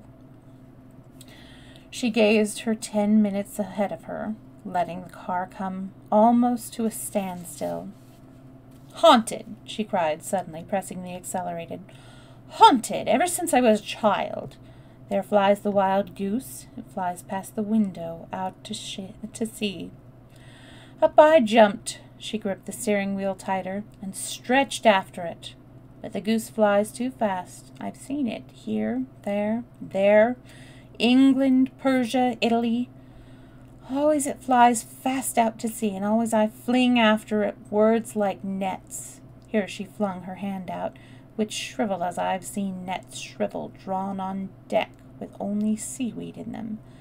And sometimes there's an inch of silver, 6 words, in the bottom of the net, but never the great fish who lives in the coral groves. Here she bent her head profoundly, pondering deeply. And it was at this moment, when she had ceased to call Orlando and was deep in thought or something else, that the Orlando whom she had called came of its own accord, as was proved by the change that now came over her. She had passed through the lodge gates and was entering the park. The whole of her darkened and settled, as when some foil whose addition makes the round and solitary of a surface is added to it, and the shallow becomes deep and the near distant, and all is contained as water is contained by the sides of a well. So she was now darkened, stilled, and become, with the addition of this Orlando, what is called, rightly or wrongly, a single self, a real self, and she fell silent. For it is probable that when people talk aloud, the selves, of which there may be more than 200, are conscious of diverse discernment, and are trying to communicate. But when communication is established, they fall silent. Masterfully, swiftly, she drove up the curving drive between the elms and oaks through the falling turf of the park, whose fall was so gentle that had it been water, it would have spread the beach with a smooth green tide. Planted here and in solemn groups were beech trees and oak trees. The deer stepped among them, one white as snow, another with its head on one side, for some wire netting had caught it in its horns. All this, the trees, deer, and turf, she observed with the greatest satisfaction, as if her mind had become a fluid that flowed round things that enclosed them completely. Next minute she drew up in the courtyard where, for so many 100 years, she had come, on horseback or in coach and six, with men riding before or coming after, where plumes had tossed, torches flashed, and the same flowering trees that let their leaves drop, now had shaken their blossoms. Now she was alone. The autumn leaves were falling. The porter opened the great gates. "Morning, James," she said. "There are some things in the car. Will you bring 'em in?" Words of no beauty, interest, or significance themselves, it will be concluded, but now so plumped out with meaning that they fell like ripe nuts from a tree, and proved that when the shriveled skin of the ordinary is stuffed out with meaning, it satisfies the senses amazingly. This was true indeed of every moment and action now, usual though they were, so that to see Orlando change her skirt for a pair of whipcord breeches and leather jacket, which she did in less than 3 minutes, was to be ravished with the beauty of movement, as if Madame Lopakova were using her highest art. Then she strode into the dining-room, where her old friend Drayden, Pope, Swift, Addison regarded her demurely at first, as who should say, "Here the prize winner." But when they reflected that 200 guineas was in question, they nodded their heads approvingly. 200 guineas, they seemed to say. 200 guineas are not to be sniffed at. She cut herself a slice a slice of bread and ham, clapped the two together, and began to eat, striding up and down the room, thus shedding her company habits in a second, without thinking. After 5 or 6 such turns, she tossed off a glass of red Spanish wine and filled another, which she carried in her hand, strode down the long corridor and through a dozen drawing-rooms, and so began a perambulation of the house, attended by such elk-hounds and spaniels as chose to follow her. This, too, was all in the day's routine. As soon would she come home and leave her own grandmother without a kiss as come back and leave the house unvisited. She fancied that the rooms brightened as she came in, stirred, opened their eyes as if they had been dozing in her absence. She fancied, too, that hundreds and thousands of times she had seen them. They never looked the same twice, as if so long as life as theirs had stored in them a myriad moods which changed with winter and summer, bright weather and dark, and her own fortunes and the people's characters who visited them. Polite they always were to strangers, but a little wary. With her they were entirely open and at their ease. Why not, indeed? They had known each other for close to 4 centuries now. They had nothing to conceal. They knew their sorrows and joys. She knew what age each part of them was, and its little secrets. A hidden drawer, a concealed cupboard, or some deficiency, perhaps, such as a part made up, or added later. They, too, knew her and all her moods and changes. She had hidden nothing from them, had come to them as boy and woman, crying and dancing, brooding and gay. In this window-seat she had written her first verses. In that chapel she had been married, not marred. And she would be buried there, she reflected, kneeling on the window-sill in the long gallery and sipping her Spanish wine. Though she could hardly fancy it, the body of the heraldic leopard would be making yellow pools on the floor the day they lowered her to lie among her ancestors. She, who believed in no immortality, could not help feeling that her soul would come and go forever with the reds on the panels and the greens on the sofa. For the room she had strolled into, the ambassador's bedroom, shone like a shell that has lain in the bottom of the sea for centuries and has been crusted over and painted a million tints by the water. It was rose and yellow, green and sand-colored. It was frail as a shell, as iridescent and as empty. No ambassador would ever sleep there again. Oh, but she knew where the heart of the house still beat. Gently opening a door, she stood on the threshold so that, as she fancied, the room could not see her, and watched the tapestry rising and falling on the eternal faint breeze which never failed to move it. Still the hunter rode, still Daphne flew.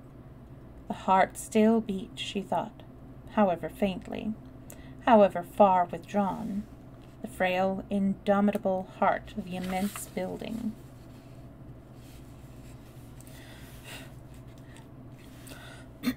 Sorry.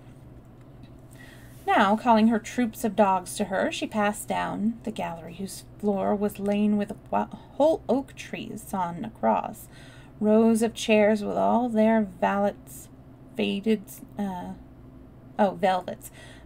stood ranged against the wall, holding their arms out for Elizabeth, for James, for Shakespeare it might be, for Cecil, who never came. The sight made her gloomy. She unhooked the rope which fenced them off. She sat on the Queen's chair. She opened a manuscript book lying on Lady Betty's table. She stirred her fingers in the aged rose leaves. She brushed her short hair with King James silver brushes. She bounced up and down upon his bed, but no king would ever sleep there again, for all Louise knew sheets, and pressed her cheek against the worn silver counterpane that lay upon it. But everywhere were little lavender bags to keep the moth out, and printed notices, "Please do not touch," which, though she had put them there herself, seemed to rebuke her. The house was no longer hers entirely. She sighed. It belonged to time now, to history. It was past the touch and control of the living. Never would beer be spilt here any more, she thought. She was in the bedroom that had been old Nick Green's, or holes burnt in the carpet.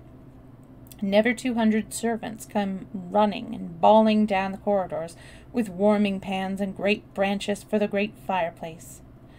Never would ale be brewed and candles made and saddles fashioned and stone shaped in the workshops outside the house. Hammers and mallets were silent now. Chairs and beds were empty. Tankards of silver and gold were locked in glass cases. The great wings of silence beat up and down the empty house.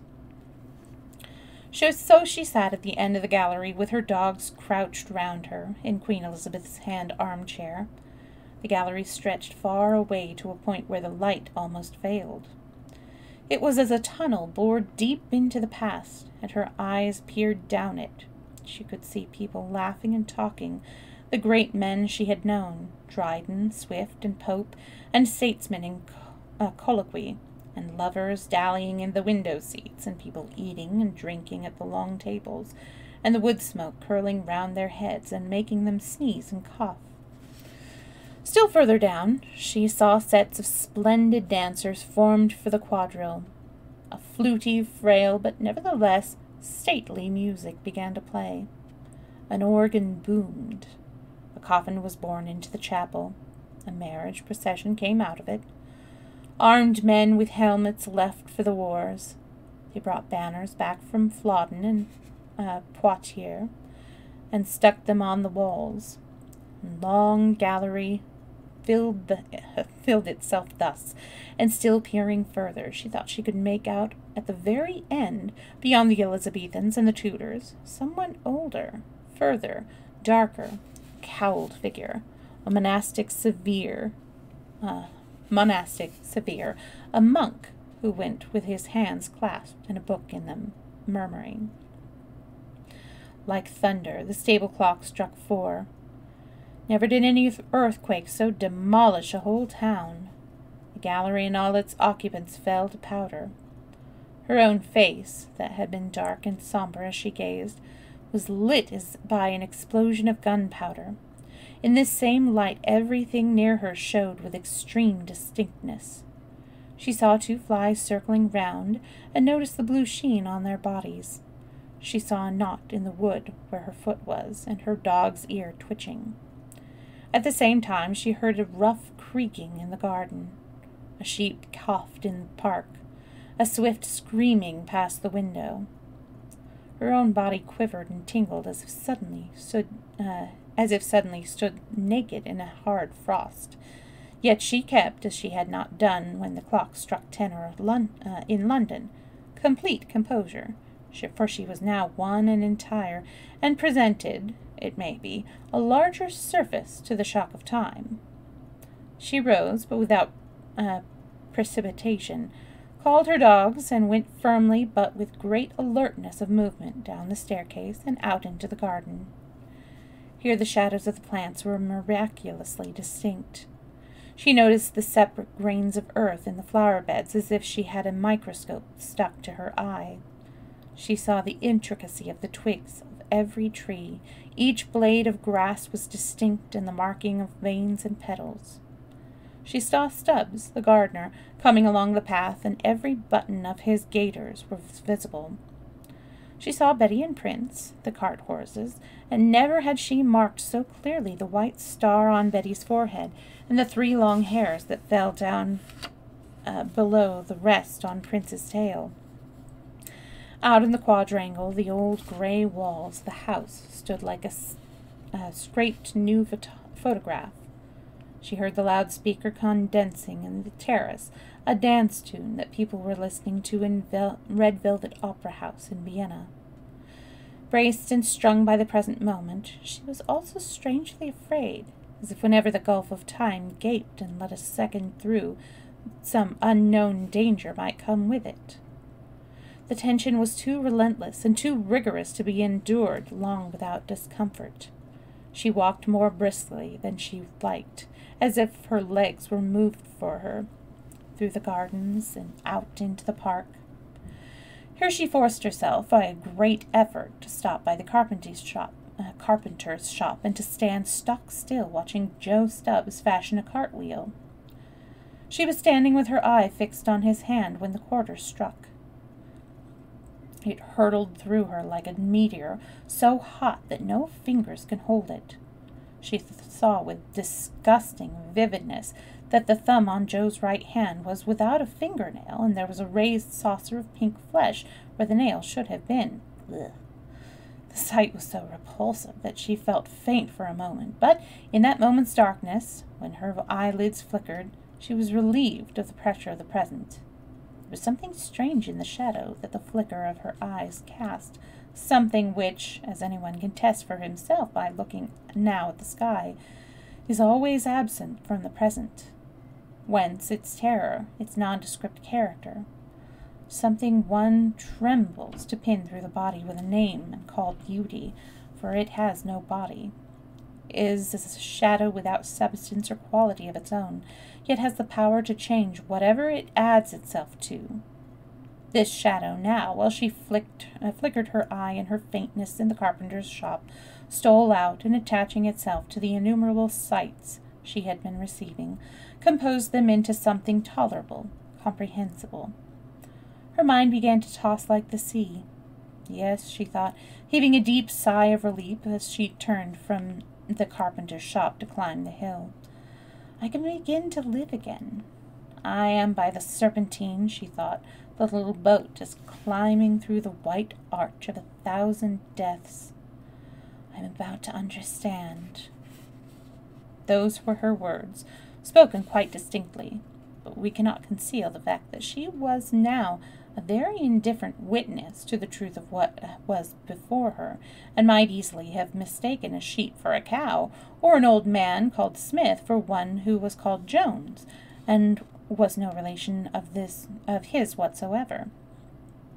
For the shadow of faintness which the thumb without a nail had cast had deepened now at the back of her brain, which is the part furthest from sight, into a pool where things dwell in darkness so deep that what they are we scarcely know. She now looked down into this pool of sea in which everything is reflected, and indeed some say that all our most violent passions in art and religion are the reflections which we see in the dark hollow at the back of the head, when the visible world is obscured for the time. She looked there now, long, deeply, profoundly, and immediately the ferny path up the hill along which she was walking became not entirely a path, but partly the Serpentine. The hawthorn bushes were partly ladies and gentlemen, sitting with card-cases and gold-mounted canes. The sheep were partly tall Mayfair houses. Everything was partly something else, as if her mind had become a forest with glades, branching here and there. Things came nearer and farther, and mingled and separated, and made the strangest alliances and combinations in an incessant chequer of light and shade. Except when Canute, the elk-hound, chased a rabbit and so reminded her that it must be about 4:30. It was indeed 23 minutes to 6. She forgot the time. The ferny path led, with many turns and windings, higher and higher to the oak tree, which stood on the top. The tree had grown bigger, sturdier, and more knotted since she had known it. Somewhere about the year 1588, but it was still in the prime of life. The little shapely frilled leaves were still fluttering thickly on the branches. Flinging herself on the ground, she felt the bones of the trees running out like ribs from a spine, this way and that beneath her. She liked to think that she was riding the back of the world. She liked to attach herself to something hard, as she flung herself down. A little square book bound in red cloth fell from the breast of her leather jacket. her poem, The Oak Tree. I should have brought a trowel, she reflected. The earth was so shallow over the roots that it seemed doubtful if she could do as she meant and bury the book here. Besides, the dogs would dig it up. No luck ever attends these symbolical celebrations, she thought. Perhaps it would be as well, then, to do without them. She had a little speech on the tip of her tongue, which she meant to speak over the book as she buried it. It was a copy of the first edition, signed by author and artist. I bury this as a tribute, she was going to have said, a return to the land of what the land has given me.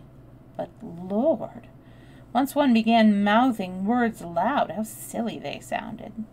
She was reminded of old Green getting upon a platform the other day, comparing her with Milton, save for his blindness, and handing her a cheque for 200 guineas. She had thought then of the oak tree, here on its hill, and what has that got to do with this, she had wondered. What has praise and fame to do with poetry? What has 7 editions, the book had already gone into no less, got to do with the value of it? Was not writing poetry a secret transaction, a voice answering a voice, so that all this chatter and praise and blame and meeting people who admired one and meeting people who did not admire one was as ill-suited as could be to the thing itself, a voice answering a voice. What could have been more secret, she thought, more slow, and like the intercourse of lovers than the stammering answer she had made all these years to the old crooning song of the woods, and the farms and the brown houses standing at the gate, neck to neck, and the smithy and the kitchen and the fields so laboriously bearing wheat, turnips, grass, and the garden blowing irises and fritillaries.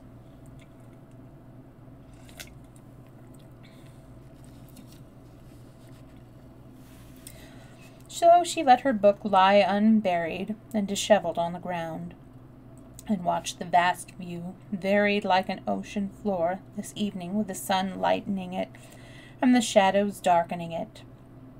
There was a village with a church tower among elm trees, a gray-domed manor house in a park, a spark of light burning on some glass house, a farmyard with a yellow corn stacks. The fields were marked with black tree clumps, and beyond the trees stretched long woodlands, and there was the gleam of a river, and then hills again. In the far distance, Snowdon's crags broke white among the clouds. She saw the far Scottish hills and the wild tides that swirl about the Hebrides. She listened for the sound of gun firing out at sea. No, only the wind blew. There was no war today. Drake had gone, Nelson had gone. But there, she thought, letting her eyes, which had been looking at these far distances, drop once more to the land beneath her. It was my land once. That castle between the downs was mine, and all that moor running almost to the sea was mine. Here the landscape, it must have been some trick of the fading light, shook itself, heaped itself, let all this encumbrance of houses, castles, and woods slide off its tent-shaped sides. The bare mountains of Turkey were before her. It was blazing noon. She looked straight at the baked hillside. Goats cropped the sandy tufts at her feet. An eagle soared above her. The raucous voice of old Rustum, the gypsy, croaked in her ears. What is your antiquity and your race and your possessions compared with this? What do you need with 400 bedrooms and silver lids on all your dishes and housemaids' dustings? At this moment some church clock chimed in the valley. The tent-like landscape collapsed and fell. The present showered down upon her head once more, but now that the light was fading, gentlier than before, calling into view nothing detailed, nothing small, but only misty fields, cottages with lamps in them, the slumbering bulk of a wood, and a fan-shaped light pushing the darkness before it along some lane. Yeah, future. Night had come. Night that she loved of all times, night in which the reflections in the dark pool of the mind shine more clearly than by day. It was not necessary to faint now in order to look deep into the darkness where things scrape themselves, and to see in the pool of the mind how now Shakespeare, now a girl in Russian trousers, now a toy boat on the Serpentine, and then the Atlantic itself, where it storms in great waves past Cape Horn. She looked into the darkness. There was her husband's brig, rising to the top of the waves. Up it went, and up and up. The white arch of 1,000 deaths rose before. Oh, rash, oh, ridiculous man, always sailing so uselessly round Cape Horn in the teeth of a gale. But the brig was through the arch, and out on the other side. It was safe at last. "Ecstasy!" she cried. "Ecstasy!" And then the wind sank, the waters grew calm, and she saw the waves rippling peacefully in the moonlight. "Marmaduke, Bonthorpe, Shermidine!" she cried, standing by the oak tree. The beautiful glittering name fell out of the sky like a steel-blue feather. She watched it fall, turning and twisting like a slow-falling arrow that cleaves the deep air beautifully. He was coming, as he always came, in moments of dead calm, when the wave rippled and the spotted leaves fell slowly over her foot in the autumn woods, when the leopard was still, the moon was on the waters, and nothing moved between sky and sea. Then he came. All was still now. It was near midnight.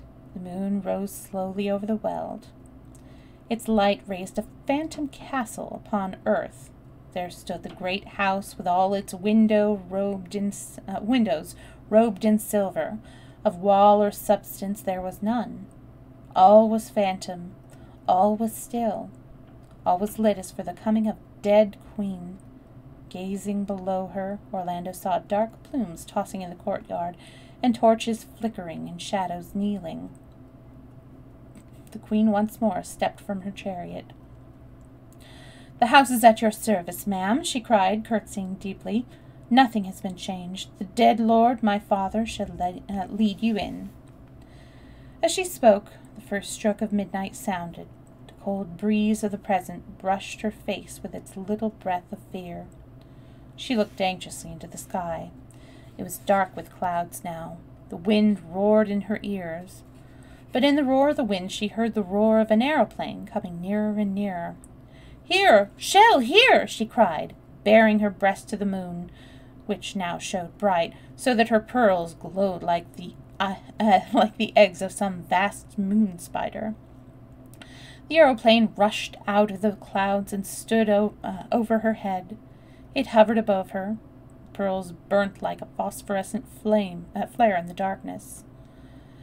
And as Shelmardine, now grown a fine sea captain, hale, fresh-colored, and alert, leapt to the ground, there sprung up over his head a single wild bird. "It is a goose!" cried Orlando. "The wild goose!" And the 12th stroke of midnight sounded. The 12th stroke of midnight, Thursday, the 11th of October, 1928. And we have come to the end of Orlando. I'll put my strap here. So it wasn't quite as long as I was expecting that it was going to be. Wow, all of a sudden my eyes are just really blurry. Okay.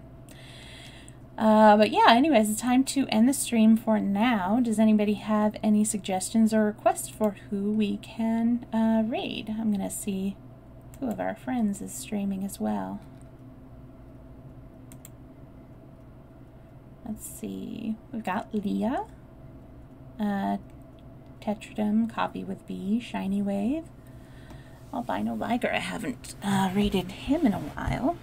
And he's doing Stardew Valley, so nice chill stream. So I think we're going to raid him. Let me clear some space so I can access my keyboard. All right. Oops, that's not right. Sorry, I cannot see her.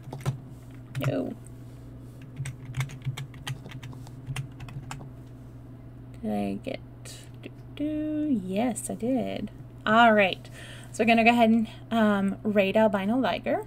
And next week we're going to start a new book. I haven't decided on what we're going to read. I wanted to do something kind of chill and summery. There are 2 books that I read back on the original setup, like way back a year and a half ago, which they were very, very, very poor quality and choppy. So I don't mind doing them again. But yeah, there's The Wind in the Willows and Secret Garden. And I'll see if... Oh, thank you, Garish. So yeah, I'm going to go ahead and rate him. And I'll post in Discord and on Twitter a little poll to see what you guys would like me to read next. But anyways, thank you. Oh, and thank you, Ikata. Thank you so much for staying and listening. Next story time is going to be next Friday at 2 to 4 Pacific time. And I will let you know what we're going to read. All right. See you next time. Let's see. Getting my raid message ready.